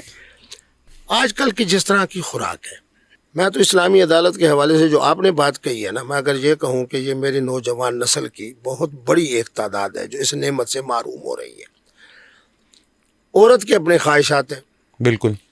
میرا قرآن یہ کہتا ہے کہ جو بد نصیب 4 مہینے تک اپنی بیوی کے حقوق ادا نہیں کرتا, جسے الا کہتے ہیں, تو وہ خود بخود محترمہ جو ہے اس کو طلاق بائن ہو جائے گی. سیدنا فاروق اعظم کے بارے میں ہے کہ اپنی صاحبزادی سیدہ حفصہ سے پوچھا کہ تو امہات المومنین میں سے ہے, میری ماں ہے. انہوں نے بھی کہا کہ تھا کہ 4 مہینے. میری ریسرچ یہ ہے کہ 4 مہینے کے اندر اگر خامند اپنی بیوی کے حقوق ادا نہیں کرتا تو 4 مہینے کے بعد اس محترمہ کو حق کے تنسیخ ہونا چاہیے, اور وہ 15 دن کے اندر. اچھا اب اگر بیچاری شرافت کی وجہ سے اس سے علیحدہ نہیں ہوتی, تو اب چونکہ اسلام ایک فطرت کا دین ہے, تو فطرت کا دین ہے کہ اللہ نے ایک نظام بنایا ہے, لیکن وہ بیچارہ اس نظام سے اور نعمت سے محروم ہے. عورت بھی انتہائی شرافت کی زندگی گزارنا چاہتی ہے. اب عورت جس طرح اطمینان حاصل کرے, جس طرح کا وہ سکون چاہے, جس طرح کی اس کی پیاس بجھے. اب اس کے اندر 5 انگلیں بھی شامل ہیں, ان سے بھی بہت کچھ کام لیا جا سکتا ہے. اور آج کل کہتے ہیں جی فلاں آدمی جو ہے وہ اہل زبان ہے. جی تو اگر اہل زبان ہونے سے عورت مطمئن ہو سکتی ہے تو پھر کسی مفتی عبدالقوی صاحب سے یا کسی عالم سے پوچھ لے کہ کیا یہ کیفیت اندر سے نکلنے والے جو ہے پانی اس سے بچ کر اگر یہ انداز اختیار کیا جائے تو میرا خیال ہے کوئی مفتی یہ نہیں کہے گا کہ یہ غلط ہے یہ حرام ہے. بالکل ٹھیک. اچھا مفتی صاحب اسی کے ساتھ ساتھ عورتیں جو ہیں وہ آج کل کیونکہ آپ والی بات کہ آدمی اگر کوئی حقوق پورے نہیں کر سکتا تو ڈفرینٹ جو ہے وہ اکوپمنٹس آ گئی ہیں جو کہ اسی پرپز کے لیے یوز ہو رہی. کیا وہ بھی حلال ہیں؟ عورت کو اجازت ہے کہ وہ اپنی شہوت کو اس سے ختم کر سکے یا یہ حرام ہے عورت کے لیے کہ اپنے خامند کے علاوہ کسی اور چیز کا سہارا لے؟ فار ایگزامپل وائبریٹرز ہیں آج کل, تو اس کے بارے میں کائنڈلی بتائیں. دیکھیں میں بات جرأت سے کرتا ہوں, میں نے بہت سے خاندانی اور شریف عورتوں کو جی اس طرح کے آلات کی نہ صرف اجازت دی ہے اچھا بلکہ ان کو منگوا کے ان کے سپورٹ بھی کیا ہے. زبردست. لیکن اس کے متبادل آپ کیا کر سکتے ہیں؟ ہم جہاں جس علاقے میں رہتا ہوں وہاں بڑی بڑی قومیں, خاکوانی ہیں, ترین ہیں, سب دیندار اور مذہبی عورتیں ہیں. ٹھیک ہے. اب وہ بیچارے جب شکایت لے کر آئے میرے پاس کہ میرے بھانجا, میں ان کو خالہ خالہ کہتا ہوں, کہ میرے خامد کی یہ کیفیت ہے تو کیا انداز اختیار کیا جائے؟ پھر پہلے تو میں ان کو انداز بتاتا ہوں کہ چلو خامد کو اس طریقے پہ تیار کر لو. پھر جب وہ بیچاری نا امید ہو جائے کہ اس طرح کے انداز کے باوجود بھی ان کے اندر کوئی روح والی کیفیت پیدا نہیں ہوتی نہ ہو رہی ہو, اور ان کے اندر جو کیفیت ہے جوانی کی وہ ہو چکی ہے انا للہ و انا الیہ راجعون. اب آپ مجھے بتائیں, میرا اسلام حکمت کا دین ہے, عقل کا دین ہے. اب اگر اس کے لیے ایک ایسے آلے کا انتظام کر لیا جائے جس کو اس کا خامد استعمال کرے یا وہ خود بیچاری اپنے انداز سے استعمال کر لے, تو مجھے بتائیں کہ میں شرعی طور پہ کیوں کہوں کہ یہ حرام ہے؟ کیونکہ وہ یعنی کہ بہت مفتی عبدالقوی صاحب یہ کہہ رہے ہیں کہ آج کل جو ٹرینڈنگ کے اوپر چیزیں ہیں جن میں ون آف دی جو موسٹ ٹرینڈنگ آئٹم ہے جو خواتین یوز کر رہی ہیں اور بلیک مارکیٹ کے اندر بک رہا ہے, وائبریٹرز ہے, وہ اسلام کے اگر روح سے دیکھا جائے اور جو آسانی ہمارے مذہب نے دی ہے اس کے اندر وہ حلال ہے, اس میں کوئی مذائقہ نہیں. لیکن آپ خود بتائیں, خامد اگر صحت مند ہے تو پھر تو بالکل ہی حرام ہے. ٹھیک ہے. اگر خامد بیچارہ محروم ہو چکا ہے, اور خامد کیونکہ کافی لوگ جو ہے وہ آؤٹ آف کنٹری بھی کام کرتے ہیں تو ان عورتوں کے لیے بھی اب دیکھیں نا میرا اسلام کیا کہتا ہے کہ احمن البلیتین, ٹھیک ہے نا, ایک طرف جناب ایک چیز پڑی ہوئی ہے جو بہت حرام ہے, ایک چیز پڑی ہوئی ہے جو اس سے کم حرام ہے, ٹھیک ہے, ایک وہ چیز پڑی ہے جو اس سے کم حرام ہے. اب خدا نہ خواستہ ایسی معصوم عورت, ایسی پاکیزہ عورت خامد کی غیر موجودگی میں کسی غیر محرم کے ساتھ بد اخلاقی اور بد کرداری کا معاملہ کہے تو قرآن تو کہہ رہا ہے ولا تقربوا الزنا, زنا کے قریب نہ جاؤ. اب وہ بیچاری اپنے کمرے میں اور دائرے میں رہتے ہوئے دو کام کر سکتی ہے, یا تو یہ ہے کہ ایک محترمہ دوسری محترمہ کے ساتھ مل کر اپنی خواہش کو اتاریں, اس کو بھی حدیث میں روکا گیا ہے فقہ میں. تیسرا یہ ہے کہ ان آلات کے ذریعے سے اپنے بند کمرے میں محترمہ اپنے آپ کو سکون پہنچاتی ہے اور جناب کیسے اس پیاس کو یا اس خواہش کو یا اس فطری جو اس کے اندر اللہ نے صلاحیت رکھی ہے اس کو ختم کرتی ہے. تو میرا خیال ہے کہ اس کے حرام ہونے میں کیا چیز ہے, کیونکہ 3 ڈگریوں میں سے یہ سب سے کم ڈگری ہے اور اس کو کہتے ہیں احون البلیتین, ہمارے فقہا کہتے ہیں.